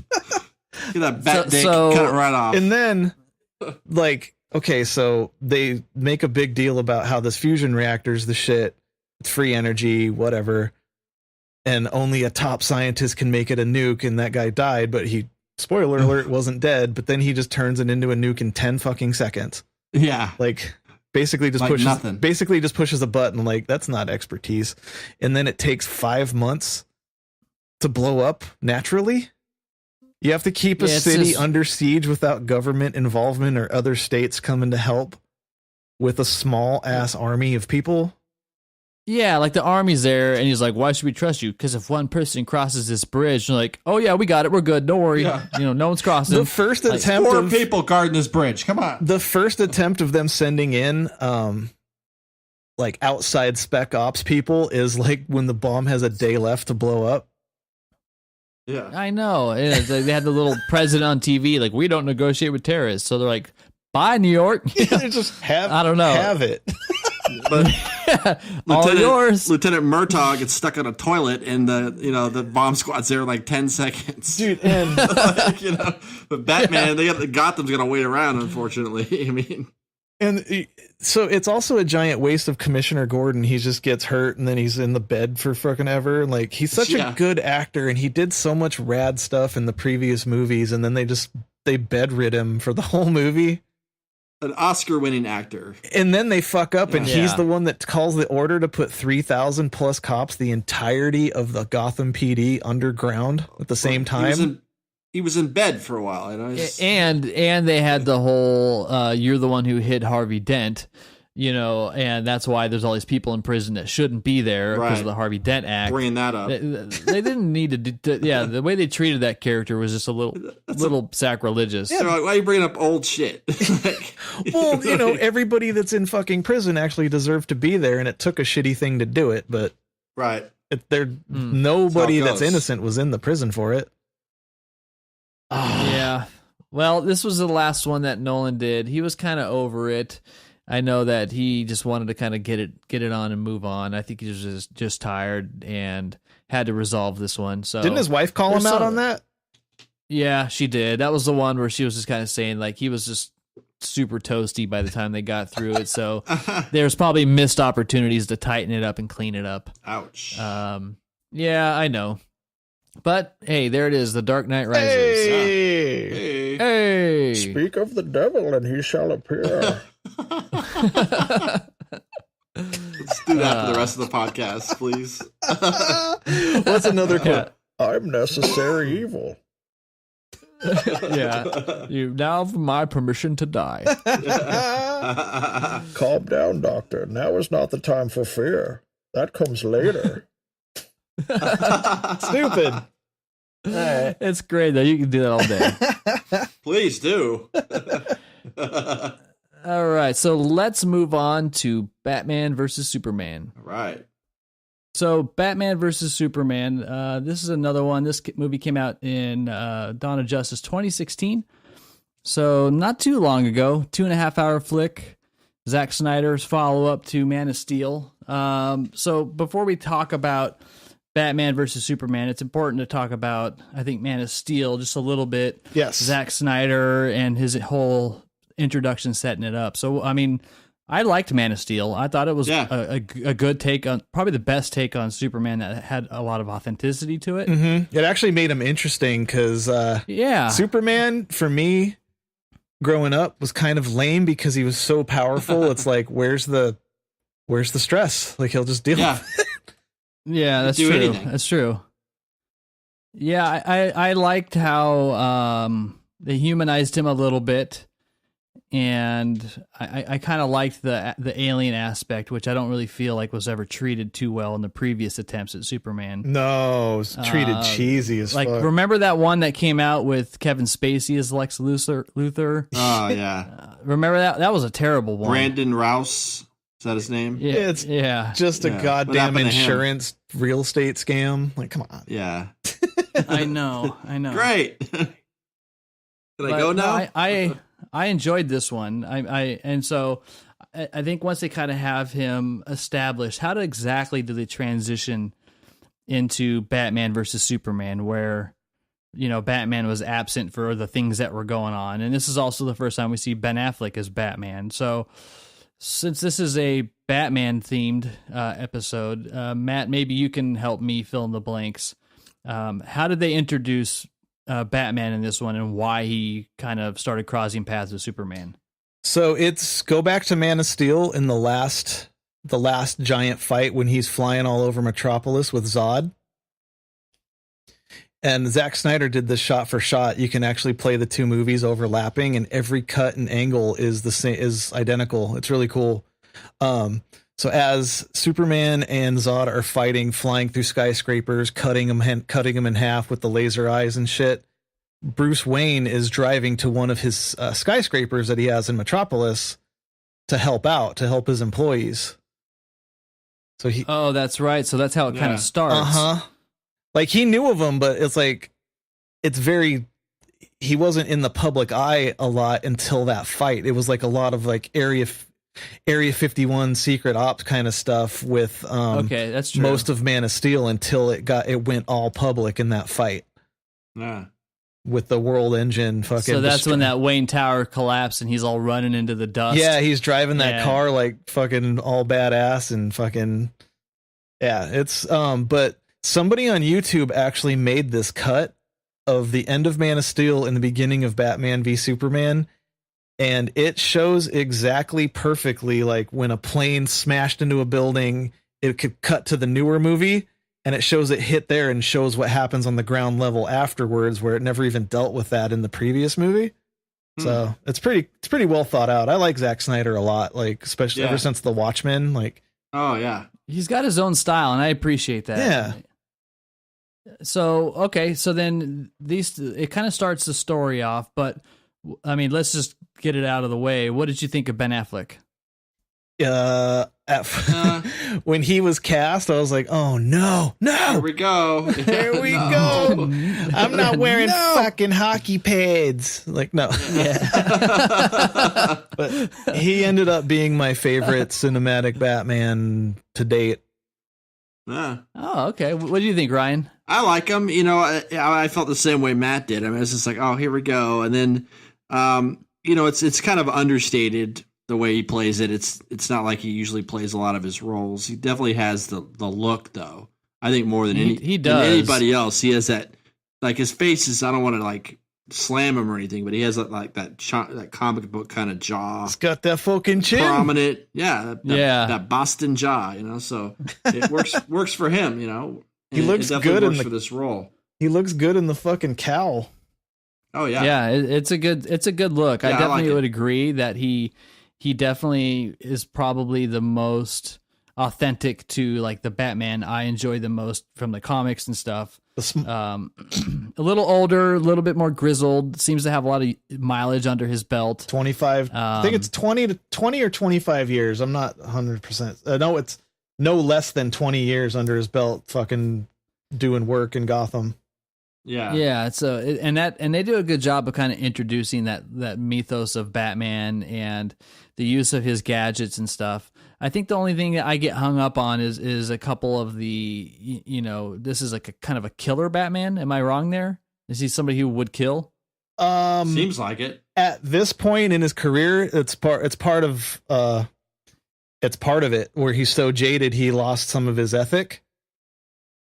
Okay. But that makes sense. Then. I don't he's not taking guns and just killing people point blank though, like, but he's not necessarily pulling punches when he has to when like 4 cars are shooting at him and he's just shooting at their gas tanks and stuff. He's like, if it blows up, it blows up. Fuck you. But also, Christian Bale Batman killed.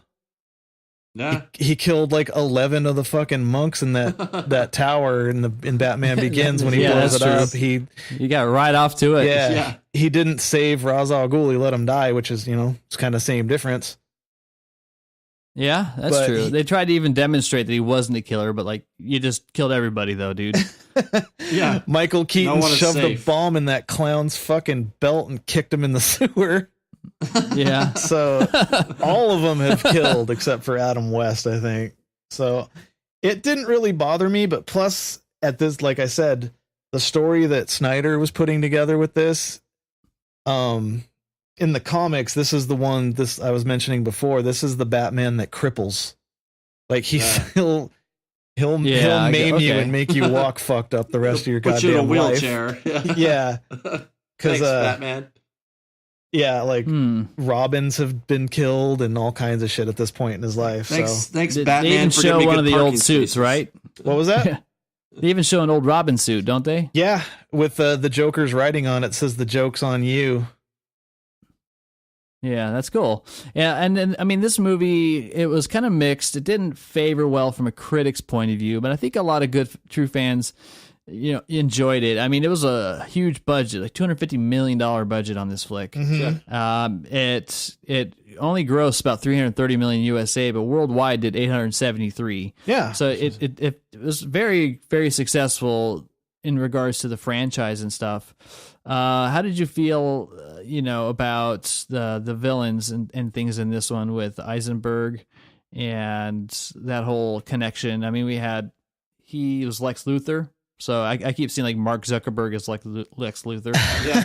Oh, because of the social network or whatever. Yeah. That's what they're trying to say. Well, yeah. Technically, in this movie, he's Lex Luthor's son that took over the company and took it into a tech route. Okay, so he's not the Lex. It's just like Lex Luthor it's Junior. He's Alex Luthor. He's Lex Luthor Jr. Okay. Gotcha. They even they don't. they say that they allude to it a ton of times without putting it on Front Street, like, hey, this is the thing. But there's like one line where he says, Sure. my dad's name's on the building, but now it's under my control or something like that. So Kevin Spacey's his dad, or how's that work? or is it Gene Hackman? Or Oh what's my going God. Yeah, I don't know. on? For the record, I don't all know. those old Superman movies suck shit. Yeah, Especially the one with they don't Richard hold up. Pryor. But for our Those are generation, worse. they're definitely not going to hold up. But No. the music was good. Yeah. Yeah, I'm sorry. they're not for us. Time won't go backwards if you make the Earth spin the other way, assholes. Ah. Yeah, everything would die. Shattered Yeah. that illusion. Yeah. You would create Everything a dies. fucking 1,000-mile-an-hour windstorm that would glass the Yeah. planet, you dumb bitch. Stop it. Thanks, Superman. Yeah. Asshole. I had to get that out of the way. No, it's- No, it's totally respectable. I think that what's kind of cool about this one is that there's actual consequences. yeah. Especially the scene where Lex Luthor pisses in the jar and she's at the courthouse and he's got the guy with the bomb there and Superman's in it and everybody blows up and then he's the only one that survives to kind of like pin him. Yeah. And then that's kind of cool at how dark it went. Mm-hmm. And just Superman also, and this is not necessarily a gripe per se, but he definitely is a little bit spoiled, I think, on Earth, knowing that everybody loves me and I'm this person and I'm this hero. And he's losing control of his own narrative and doesn't know how to handle that. And at the same time, Batman just sees him as a problem. Like, you brought all these things here. Yeah, it's like It's legitimate. Like, yeah, he did. Yeah. So, Yeah. but he's here now. So it is what it is. His whole angle was from his jadedness of, doing time the 20 years prior. He's like, how many people started good and how many people stayed that way? Yeah. And if this guy goes bad, he saw what Zod did. So he's like, he basically wanted to nip it in the bud and break his killing rule straight up. Let's just not hope for the best here. Let's just call it. Yep. Call it like we see Just it. call it. Yeah, and that's true. That's true. I liked how Ben Affleck played this, and he didn't really get as much Bruce Wayne-ness in this one to really kind of establish that. What can you tell me about that scene where he has like that flashback, and he goes like steampunk Batman and that whole thing? Is that just a dream? It is a dream. It is a vision. And then the Flash kind of wakes him up out of it because the Flash was coming back from the future to try to tell him like who not to trust, but he was fucking up the message because The Flash turned the Earth back. the Flash can time travel. Yeah. Oh, because he can move so fast? Yeah. Get it? Yeah, we've learned all kinds of things about the Flash. Like, quick side note on the Flash, there's a whole other series called Flashpoint where he fucks up the past and Bruce Wayne as a kid ends up dying. Oops. And his dad becomes Batman and his mom becomes the Joker. Whoa. Yeah, it's Okay. That's a play on the sequence. yeah, it's really cool because he doesn't the dad Batman, Thomas Wayne, doesn't have fighting ability. He uses guns, he straight up kills people, he murders them. That's a major fuck up. He has Whoops. he has all of his money from like gambling and shit. Yeah, so in the Flashpoint movie, it's kind of funny, like, because the Flash from our time that did the fucking up was like, "Don't you have the Batwing?" And he's like, "What are you talking about? I could fly us there, but it's not a Batwing, and it's just a company jet." Yeah. Because he's not all gotcha. tech savvy. But anyway, that's neither here nor there. But yeah, that's a vision of Darkseid coming and what they're gonna do. And you actually see on-screen parademons for the first time in a live-action movie, which is fucking great. Those little demon guys that make more of a Oh, appearance. yes. Yeah, so just like, knowing what the Justice League is and them fighting shit from outer space, and the parademons are the army of Darkseid and Steppenwolf. It was really cool to see that on screen for the first time in a live-action movie. It had to take a lot to get there. Yeah, it did, but it kind of helped start that. And so ultimately, through mutual kinship of mothers' names, these two, join forces and they kind of fight back against Zod, right? Or the mutant Zod, whatever that was. Doomsday. Doomsday. There we go. Yeah. And this is where we also get the introduction to Wonder Woman, who kind of shows up. Mm-hmm. She was obviously in the movie earlier. Yes. And I think she's like perfectly cast for that character. Oh, yeah. And that, you said there wasn't a lot of Bruce Wayning. There is. Well, first of all, when you see him in the beginning of the movie trying to go save employees, because he actually is really good to his employees. Uh-huh. That's with that one dude in the wheelchair. He's trying to he's been trying to send him checks forever, but the guy never saw the checks coming through, the wheelchair bomber. Oh, yeah, that's true. Yeah, and then his he still puts on the playboy persona, and he's kind of just like the aloof, dumb drunk that, got all his money handed to him through a trust fund, but he's still important enough to invite to your money fundraisers. Plays that part perfect. That's why nobody's checking him out as he's stumbling around pretending to look for the bathroom, but going into the He doesn't treat Alfred servers. like shit either. No. No, yeah, he definitely does not. The best fucking Alfred in all of them is Jeremy Irons. Yeah, Jeremy Irons. Isn't he cool? Yeah. He's like a cross between Lucius Fox and Alfred, He's he's the guy behind the guy, really. Yeah, and this version of Batman is the most true with this Alfred, because they are the ones that build all their own tech. Uh-huh. Like, he's the one that he built the Batmobile with his bare hands, and he built the fucking troop carrier in the next one, and Alfred. Yeah, that's Alfred like piloting Batman it like a and drone. Robin, Batman Forever. They had it right on. No. Yeah. Oh yeah. Shut up. The old Alfred from last week's episode. That one just gets you warm soup. Yeah. This Alfred that's is cold soup. It's like cold soup that tastes like shit. Yeah. So that's that Alfred. You'll love him, but he's just kind of a decrepit old man that gets you cold soup. Yeah. Yeah. This one is ex MI6 and fucking helps you build all this shit, and then fucking flies the Batwing as a drone. Yeah, he's up in the cut. It's like Q, He's doing that work. So I don't know. He's fucking cool. Well, I think it's overall, this is our introduction to Ben Affleck as Batman. It's an interesting way to introduce a character. I think it's a safe way to introduce a new character with Ben Affleck as big of a character as Batman is. Like, for example, Marvel introduced lots of characters before they got their own movies. Yes. And this is kind of DC's version of that.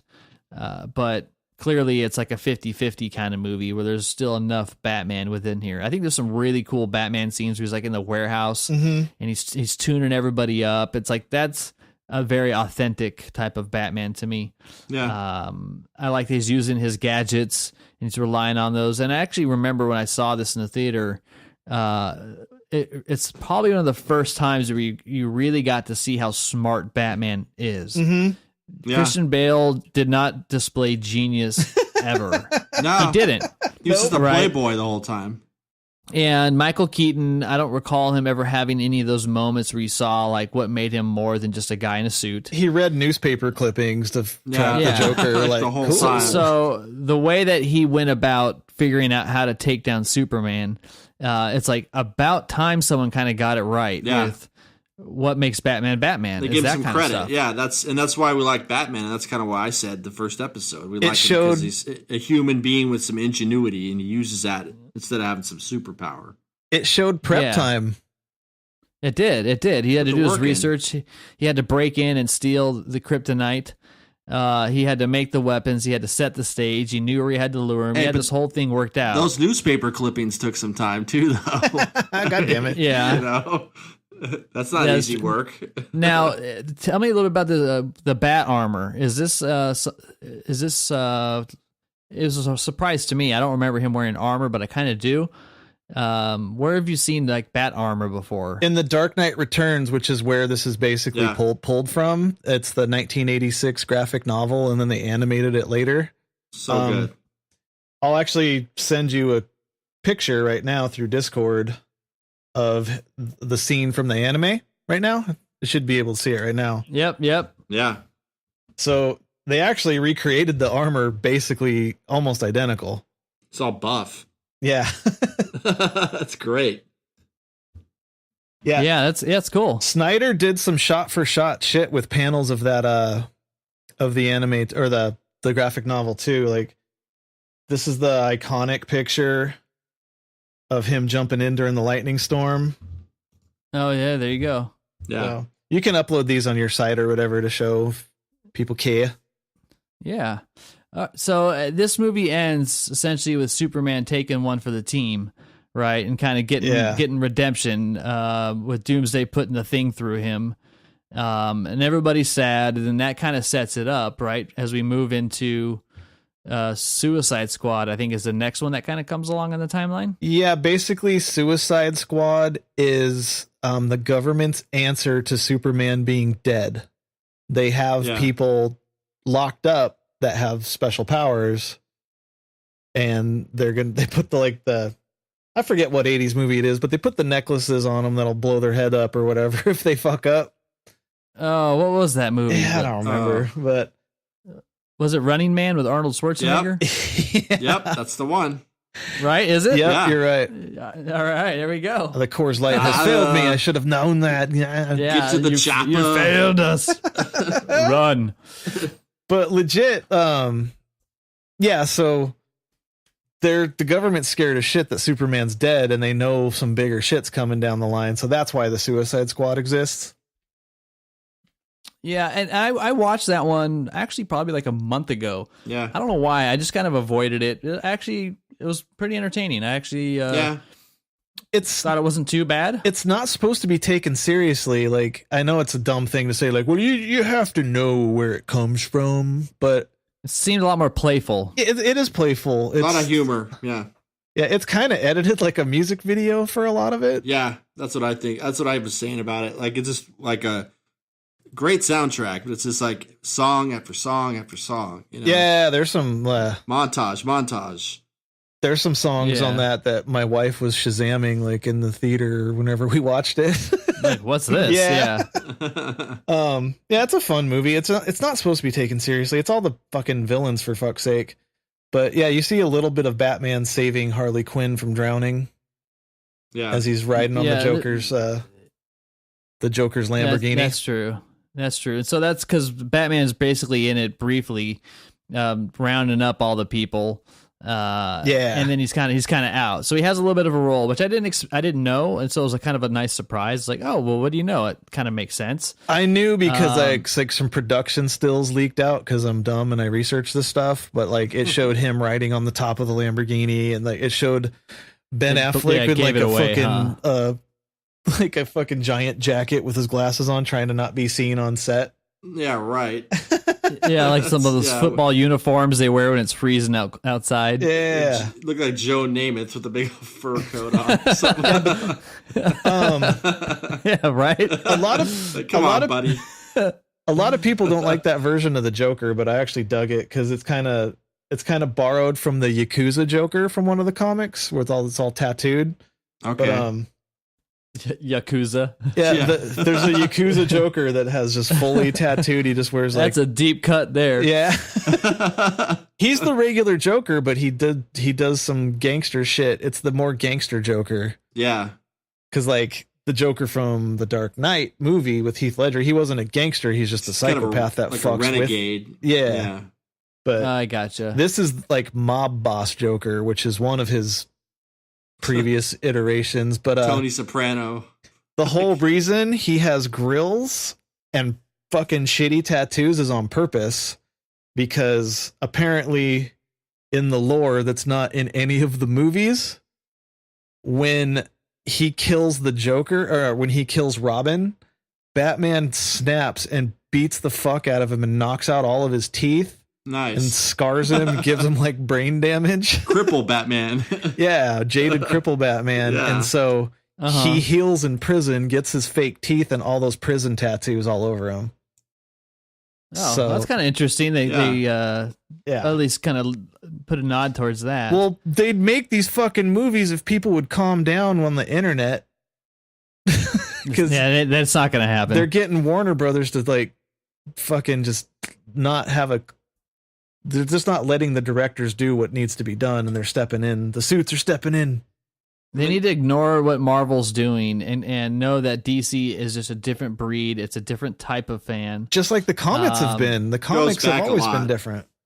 Yeah, they just need to calm down a little bit on that and let them find their own way. I really want them to succeed. I want them to do well, and I think they're all pretty good in their own right. Yeah. What they had going for them was Zack Snyder, like having one person with their vision and kind of having that continuity, because it is so stylistic and in that right pocket. Mm-hmm. But at He's the same, the right guy for it, though. yeah. But now that he's not involved anymore. Yeah. You're going to take these characters and visually, how much is it going to feel like it's part of that same universe? Zack Snyder still is involved. He's working on Wonder Woman 2 at the moment. Ah. But he's like an executive producer level, right? Yeah, but I mean, he's still in there. He left the last one because his daughter committed suicide. Yeah, During- some personal. But the news story just broke that he was actually pushed out. Yeah, but then it came back that was fake. Oh, well, there you go. You're here to hear it first. Yeah, folks. his wife tweeted about that. She's like, "That's funny. Then why are we sitting on the set of Wonder Woman 2 right now?" It broke on the Harsch review. Yeah. Yeah. So the Okay. internet's Well, fucked up because people keep saying Ben Affleck's Yeah. out because he said that nobody plays the character forever, and he hope when it's his time to go, when they ask him to not do it anymore, he has a nice way out. That's all he ever said. He said he's not done with it. He says it's Yeah. He said it's the best role on the planet, and whenever Warner is done with him, he hopes that they do it proper. So It's my only beef with him as Batman is if you look at Marvel, and this was something I was thinking about the other day. Like, okay, start with Iron Man, which really kind of started this whole thing. Yeah. For Marvel. If Iron Man wasn't successful, who knows where the Marvel universe would have gone. But Tony Stark, for Robert Downey going in there, I mean, he was popular, but he wasn't a huge household name. it as brought his much. career back. It really did. But so he was great, excellent casting. And then Chris Evans is Captain America, not a huge household name, but recognizable. Excellent casting. He's like perfect for that character. Yeah. Chris Helmsworth for Thor is really good casting. Like the list goes on as they're putting people in there that have a pedigree, but they're not like a celebrity. And then they became a celebrity through that character. Mm-hmm. So that's what's interesting to me is that the Batman's has always been this celebrity. So Yeah. I think that if they're ever going to transition from Ben Affleck, they need to pick a no name, and very much like they did with Superman. He wasn't really a household name to anybody that I'm aware of. Same with that Gal Cavill? Gadot. Yeah, exactly. Like those are great casting because they can be that person. But Yeah. when I see Ben Affleck, I still see Ben Affleck, even though I can make believe it's still Ben Affleck. I still see Benifer, and I can't get that out of my Yeah. mind either. It's like, come on. I So think- that's I think the ever only since thing the there. town, he earned his spot as being like not the dude from Mallrats and the shitty rom-com Yeah. movies, Yeah, people need to give him a little bit of a break, but yeah, I think he does great in this one. And so after Suicide Squad, the latest one to come out was Justice League, which recently just came out on Blu-ray. It's been out for several weeks on digital. Overall, though, I mean, there's some great things about it, and there's some not so great things about it. I enjoyed it. I thought it was pretty entertaining. Yeah. And I think they did a good job of kind of having these characters kind of get together a little bit more compared to like Avengers, where Avengers felt a little too competitive with screen time for each other. This felt a little bit better. For me, my only hang up was Steppenwolf is like all digital, just didn't really connect with me too much. But I really liked how they kind of were you could tell they're starting a much bigger story arc. Mm-hmm. So they didn't try to accomplish too much. They kept it pretty simple and tight. Yeah, it is a tight movie. It moves. Yeah. And Like- Batman's Yeah. like the man. I mean, you could tell Batman's assembling the group. So Mhm. it is. I know that's from the comics, right? Like he's That whole- the one who. Yeah, it holds true because he doesn't have powers, but he has like the intellect, Yeah. He's the one that plans all of their fucking missions and in the early stuff before the Martian Manhunter becomes involved. But I don't know if we'll ever see a cinematic Martian Manhunter. Martian Manhunter. Yeah, there's a race of people on Mars, and this dude's like super fucking smart and can shapeshift and shit.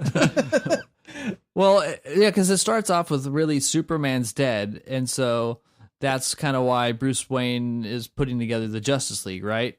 He was, he feels like he failed Superman by fucking him up because he won that fight.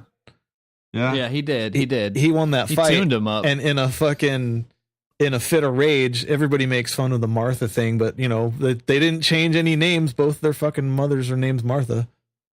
So yeah, it's not like they wrote that for the movie. Yeah, it took that shit to snap him out of his like bloodlust just to fucking kill this guy that he saw. Yeah, he was going to straight stab him with the only thing that would actually stab him to death, breaking his own fucking oath stuff. Yeah. To save the planet, basically. And then it just took the whole like, holy shit, you care about your mom too? My mom's dead, motherfucker. Martha. Yeah, I think the pleasant surprise in this one for me was the Flash.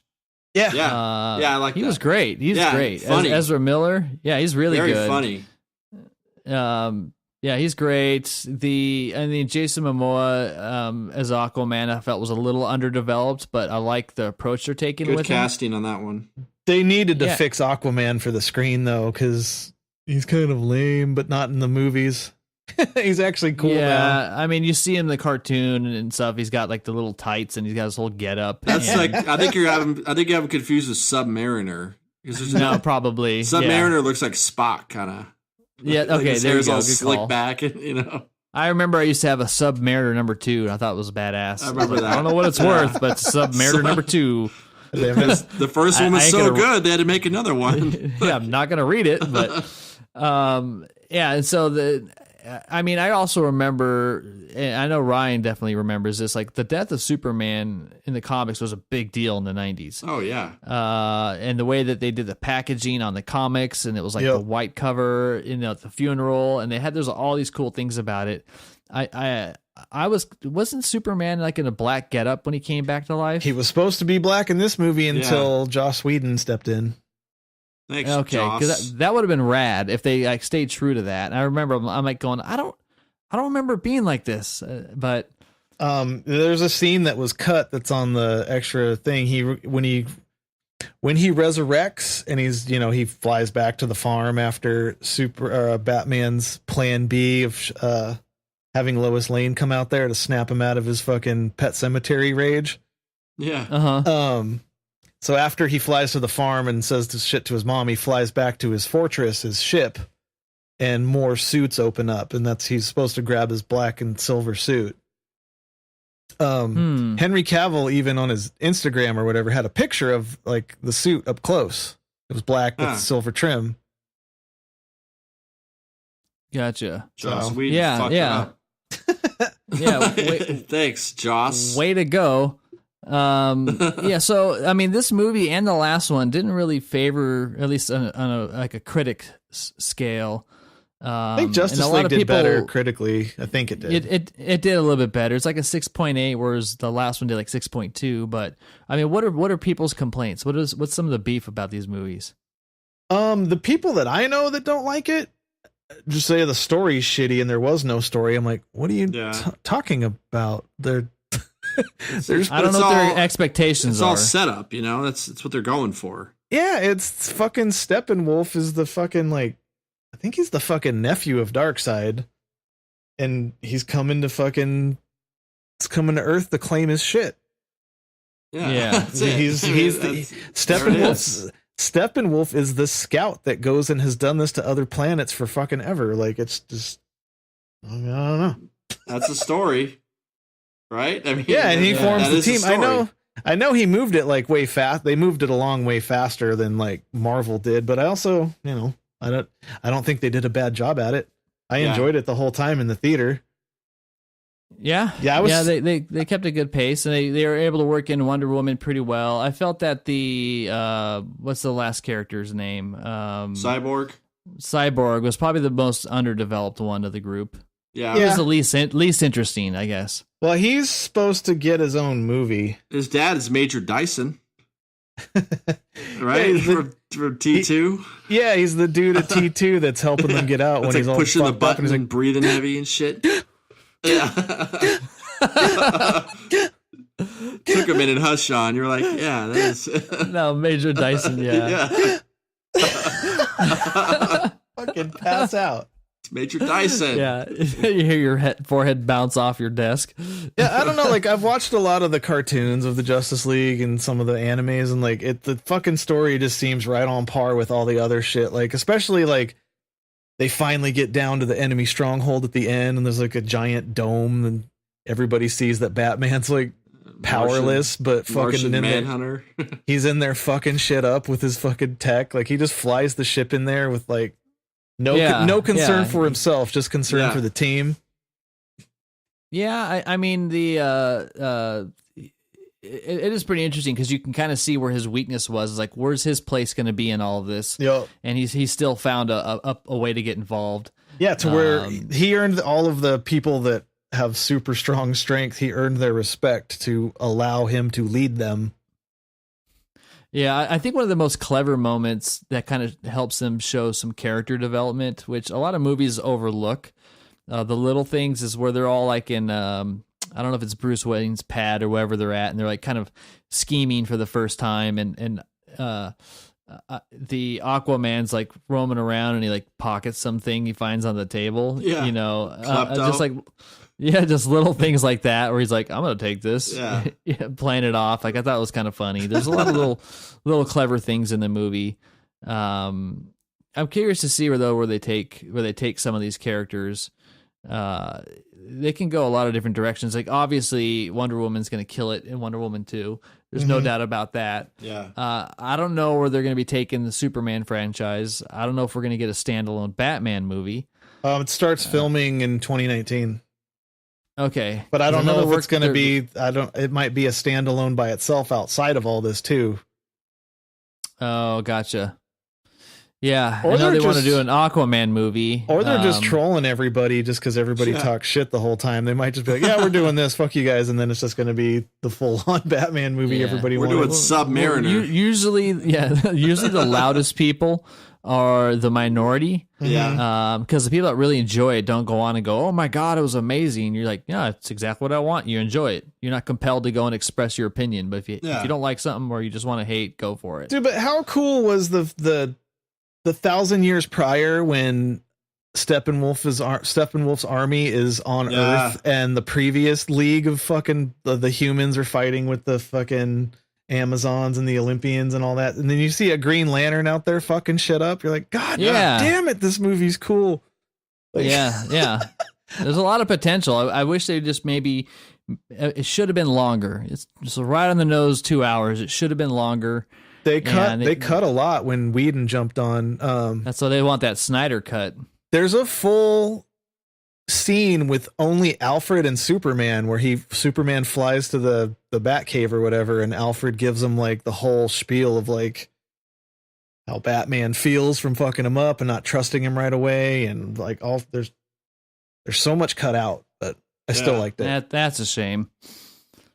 But I mean, to kind of close this narrative, I mean, I think Batman's in a good place right now as a character. Mm-hmm.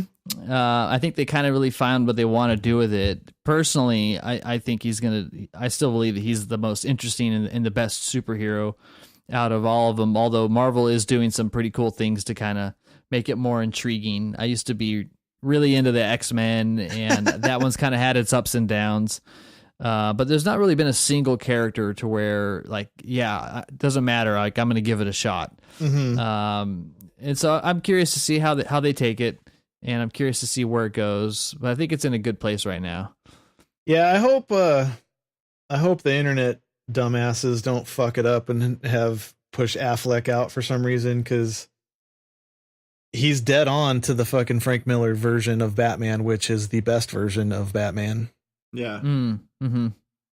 That's a good point. The tiny ears, dude. The tiny ears look better and more functional than it actually looks like cool armor instead of like these dumb things that will just get caught on things. Big old, or you can hide a little receptor in it to listen. Dude, the Batman voice being just an actual voice modulator. Yeah, that's cool. They learned from the Batman voice that got worse and worse per Bale movie. Dude, back on the Rises real quick. There's God. when he's like, "Where's it?" And then he says it's not an average citizen, but he goes, "You think you gave it to a higgity?" I am not a crook.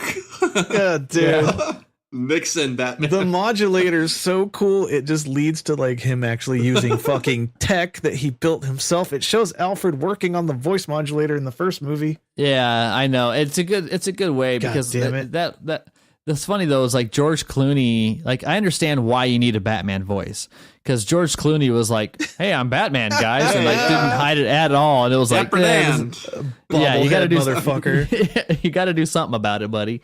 And then, I mean, Batman Begins, we had decent Bat voice. Like, I mean, if I dress up like Batman, I'd probably do a little bit of Bat voice. Like, come on, you know, like I wouldn't talk the way I am right now. It doesn't sound threatening, but I wouldn't take it as far as Rises did. I think the modulation is pretty clever. Yeah, it's a good way to work it in without, selling your soul. Yeah, the Whedon stuff, when they reshot. The mustache part actually didn't bother me. It wasn't that many scenes, to be honest. That's right. Yeah, you know about that, Ryan? What's that? So Henry Cavill was also filming the Mission Impossible movie that's coming out soon. Oh yeah, and he had to have a mustache for it. It was for the reshoots because they were already done filming. Oh, just the research. Okay. So the reshoots came around, and he already was on contract for that Mission Impossible movie. And he had in his contract, he can't get rid of his mustache. So all of the Whedon reshoots, they had to remove his mustache digitally. Nice. It's only in a few scenes, and it's not as bad as everybody's fucking saying. Superman with a mustache. I know. I think people are just wanting to hate on it. I think it's a lot of Marvel fanboys. Nice mustache. I stand by the fact that if that news never came out, I don't think anybody would have ever noticed. Yeah, I don't think they would have connected the dots. It does feel slightly like awkward, but it's not. I just like the notion of a contractual mustache. Yeah, it's like the first thing on the contract. It's like, all right, damn it. Yeah. See, what you just said right there on my podcast would have been the name for the episode. The notion of the contractual mustache. Flavor. Yeah. I like to call it a flavor saver. But the most offensive thing that everybody leans to with that is the very first minute of the movie. There's like a kid's cell phone video filming Superman. Oh yeah. And that's it. That's like the only one I really know of. And maybe at the end, but that movie was mostly shot. And then they did a couple more scenes adding Batman jokes, which kind of sucked. Like Whedon fucked that up a little bit. Batman's humor. Nice small ears. So the history of Batman being funny and stuff is his reaction to humor happening around him, not him fucking dropping the one-liners so much. Right.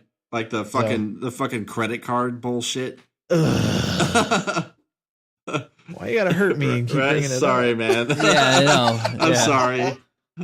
Cuts like a knife. Yeah. Sean, well, I know you had an issue with Steppenwolf's CGI. Yeah, I just kind of feel like a CGI character, like all CGI, if it's not done like the quality of like a Planet of the Apes or something like that, doesn't feel as authentic. You don't really feel like the actors are playing off of a person. Yeah.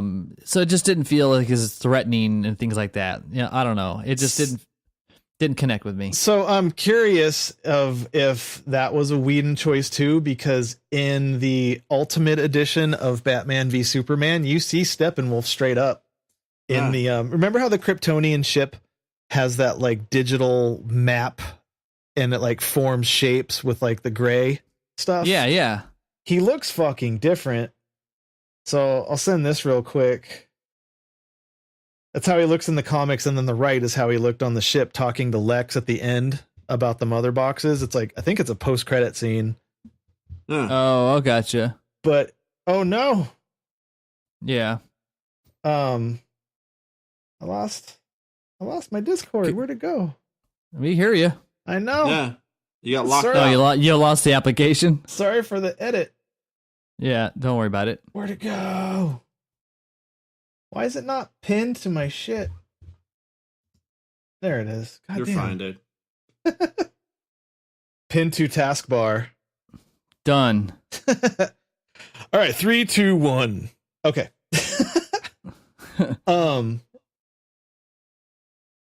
So Yeah, so you got that one image of him. this and then you picture see I'm the sending, the left is how Yeah. Snyder had him look, and the right is how he ended up being looking in the actual released movie. Oh, gotcha. Okay, I see it. So Yeah, that looks way more believable for CGI to me. Yeah, it does. Yeah, you know, the for me, like I'm reading on this, and I don't know when Forbes started talking about entertainment and stuff. Like they must have really diversified their brand. Their thing about Justice League is like the 5 reasons why it sucked is 1, the villain was super lame, the humor was too little, too late. It's basically a rip off of the Avengers, which is What? total bullshit. That's You lame. never care about the characters. And the last one is in Justice League, the stakes never feel real. And so I get the theme. I mean, the theme is that because it's a quick movie, and I think they missed some opportunities of like maybe the band got together a little too quick, or the way that too many characters were introduced too fast. So we already kind of knew Wonder Woman, we knew Batman, we knew Superman, but the other 3 were kind of rushed in. And I think the only one that really connected was the Flash, because he just did a great job with it. So I can see where maybe that connection wasn't there, but I don't know if it was ever really intended to. I think it gets a little unfair criticism, but I do understand that it did give people opportunity to, to pick on it a little bit. Yeah. It's Marvel really grew their brand with this whole extended universe series they've been working on for the past 12 years? Yeah. So like there's way more Marvel fans than there's ever been, and they fucking seem to scream the loudest, but the comics were different than Marvel comics. So the movies I feel need to show that as well. So if these were like Marvel movies, I wouldn't like them.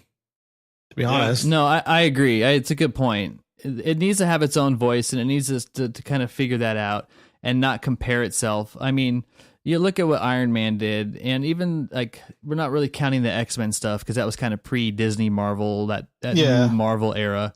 They really had a long-term strategy, and they stuck with it. Mm-hmm. So formula. They did a good job of weaving these together. All the movies have a formula, and even though I hate post-credit scenes, but they do a good job weaving that stuff together. Yeah. Come on. Yeah, post-credit scenes were great when you were watching like, a comedy like Anchorman, and all of a sudden like, now the bloopers. But I just don't like going, okay, I can't just get up and get out of here. I got to wait and we sit get through it. this. I know. Yeah, now that it's expected, you're like, come on. I know. Yeah, but to wrap this one up, overall, I mean, we talked a lot about Batman, so hopefully you guys stuck with it through us all. And we got a lot of great feedback, so really appreciate the engagement and stuff around it. Maybe you're as big a Batman fans as we are, maybe you're not. Either way, if you haven't seen some of these, maybe you'll get a little interested to go check them out and see where it's going. Tell me I'm wrong, but on the Harsch Reviews social media stuff. Yeah, people listening. Oh yeah. Tell them we're wrong. We want you to call out Matt Bat. If you think he's full of shit. Yeah, totally full of shit. All right. So before we let you go, okay. You got to earn your stripes on the Harsch Review. We're gonna run some Batman trivia with you. I'm pretty drunk, so let's see if see how good I'm doing. So I have a handful of questions. These are kind of just Batman in general. So some of them are movies, some of them are just Batman. A little bit of a mix. Some of them are multiple choice, some of them are not. Oh God! And we'll see how you do. You ready? Yes. All right. Let's start you off nice and easy. What supervillain once broke Batman's back, leaving him crippled in a wheelchair? Bane. Done. All right. What were the names of Bruce Wayne's parents? Thomas and Martha Wayne. Thomas and Martha's correct. Yep. Who is credited with creating Batman? Bob Kane and Bill Finger, but Bill Finger was guy that basically barely got credited for it, and people have brought him to light over the decades that he's been credited. All right. Yeah, God the original damn. concept came from three sources: Leonardo da Vinci's sketch of a man trying to fly with bat wings, a '30s movie titled The Bat Whisperer, and masked hero Zorro in the Shadows, like a kind of a collaboration. Oh shit. Do you know when Batman made his first appearance in Detective Comics? Fuck, wasn't it like 1952? 39. 39? Comics number 27. Yeah. Damn it. 39, folks. That's an old ass superhero. Let's keep that in mind. Right. Moving on. This is a ramp it up a little bit. What Batman villain formerly worked as a zoologist? Oh, fuck that cheetah chick, I think. Cheetah. So you got Killer Croc, the Penguin, Man-Bat, or Poison Ivy?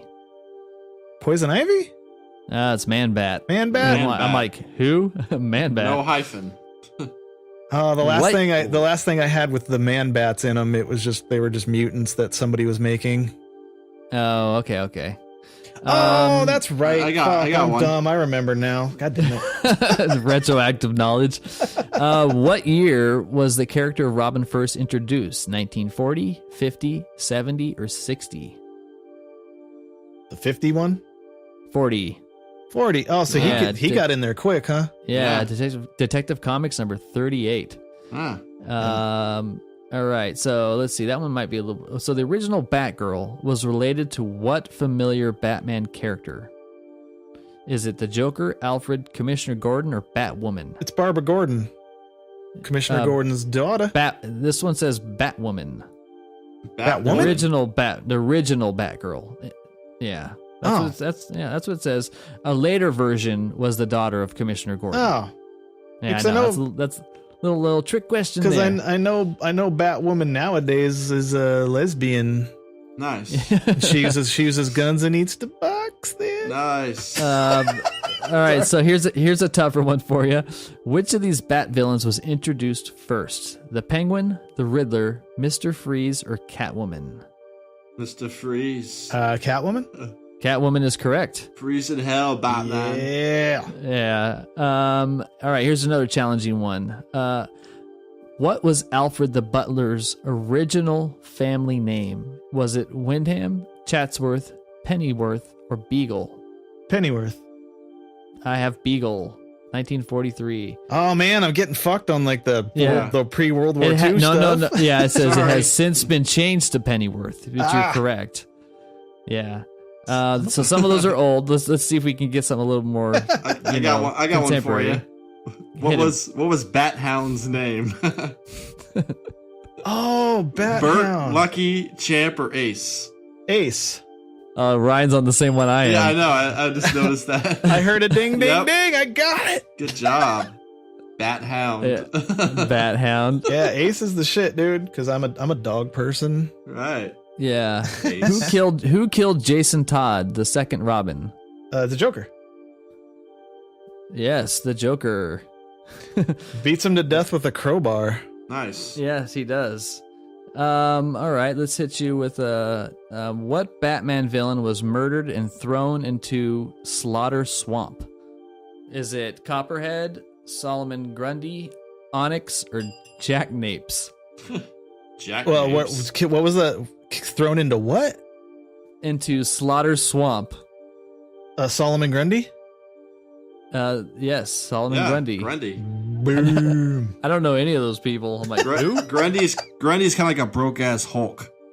Yeah, dude, he's Yeah. fucking The he's same kind of look to huge. him. Yeah. Who replaced Batman when he was paralyzed by Bane? Is it Azrael, Robin, Red Hood, or Nightwing?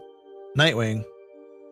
Azrael plays a pivotal role in the Nightfall story arc, which he stands in as Batman after Bruce Wayne is defeated. Oh shit, there's one right now or a couple of months back where Commissioner Gordon wears like a robotic bat suit while Batman's out. Pretty cool. There's so many different ones out there. Now, what superpower does the Joker have? Is super intelligence, poison breath, nothing, or super strength? Poison breath. Oh, it's either nothing or super intelligence because it's got to Poison breath. No, just kidding. It's nothing. be. Yeah, he has nothing, but I mean, he is smart though. But All right, here's a dumb one. And we're winding down a couple. Who is Mogo? Is it Bat-Ape, Bat-Bird, Bat-Dog, or Bat-Cat? Mogo? Well, one more time. They kind of cut out a So little bit. Mogo, Bat-Ape, Bat-Bird, Bat-Dog, or Bat-Cat? Oh, fuck. I have no clue. It is Bat-Ape? Bat-Ape, yep. Yeah. It's a circus ape named Mogo follows Batman and Robin back to the What Batcave. is that? I don't know. Yeah, I know there's so many circus themes in Gotham. The goddamn penguin from Batman Returns shit was all circus based. So Yeah. I imagine an ape came from the circus. Bat Yeah, probably. All right, so last one for you. What color was the original Batmobile? Was it red, gray, blue, or black? Blue? Red was the original. Red convertible. No special functions. Oh, this is some 39 shit again. Yeah, it's all mixed in there. Pre WW2. Damn, dude. Yeah, That's he's so been crazy how around. old that shit is. I know. That's pretty rad, though. You did pretty good, way better than I would have. But maybe that inspires you to, dig in a little bit into the archives. You knew the name of the Go, Bat-Hound. Yeah. Ace, There's a Bat-Ape. Yeah, Bat-Ape. The Bat-Ape. Bat-Ape. I was just guessing. I literally just guessed that because I know there's a lot of circus themes floating around this fucking place with the Batman. Yeah, that's true. Right on. Well, I had a lot of fun talking about Batman. We definitely need to have you back soon. Yeah. Maybe bring some of your squad. Talk about some of their flicks as well. I know Dave would probably have a lot of fun. Dave is the Star Wars, Star Trek guy. Oh, okay. And then So- Dylan is the wrestling Jim Carrey guy. Oh, Christ. Yeah, I was thinking about doing a World War II special and having Alan come on. He just does it all in transatlantic accent. Yeah, World War II. Yeah. The world at war. Yeah, so we have a lot of fun. But before we go, why don't you tell our listeners where they can find you again? NFHCpodcast.com. It stands for Not for Human Consumption Podcast. We get together every weekend, drink, catch up with each other, talk about movies, games, music, anything else going on. Some current events sometimes. Sometimes it gets a little spicy, but sometimes I lose friends over it. Yeah. It's a lot of fun. Check them out. Yeah, pretty funny. Yeah, all your social media. And again, thanks again, folks, for stopping over here. Supporting local podcasts is also one of the most important things you can do as a listener, and you can do that in several ways. You can head over to iTunes and leave the Harsch review or NFHC podcast a nice little 5-star review. You have no idea how much it helps get extra exposure and get some organic traffic. So yeah, and if you want to vote with your wallet for as little as $1 a month, you can go to Patreon. Yeah, Patreon Harsch Review or Patreon NFHC podcast and just sponsor it. It's kind of like PBS, I guess. I don't know. But yeah, I mean, we got a good handful of listeners, and if, I don't know, 30 of you did $1 a month, then the show would be neutral for us. $1 a month, that's it. Yeah, $1 a month, people. That's $12. Take that money for that starving child and just move it on over to our Patreon. We thank everybody for listening. Yeah, so if you go to Chipotle and you get a chicken bowl, and if you add guacamole and get a drink, that is the same value as a year's worth of your sponsorship. Oh. I know, just one burrito bowl from Chipotle with guacamole. Yeah. $1 a month can change a life. We're also looking forward to seeing what movies are out there that we haven't talked about yet that you would love for us to dig up from the past and have some fun with it. Hell, if you are very passionate about it and think you should be on this show, let me know. You never know. But I think that's going to do it for this week. So thanks again for stopping by there, Matt. Thank you for having me again. Anytime. I had fun. Yeah, absolutely. All right. And nice to hang out with you, Ryan. Even though it's digital. Yeah. I learned about all kinds of things from you, so we had to do it again soon. Yeah, he's a good influence sometimes. Yeah. All right, guys, I'll do it. My name is Sean. And I'm Bat-Ape. Oh, I am Ace. Matt from NFHCpodcast.com. Have a good one. All right, bye. Bye.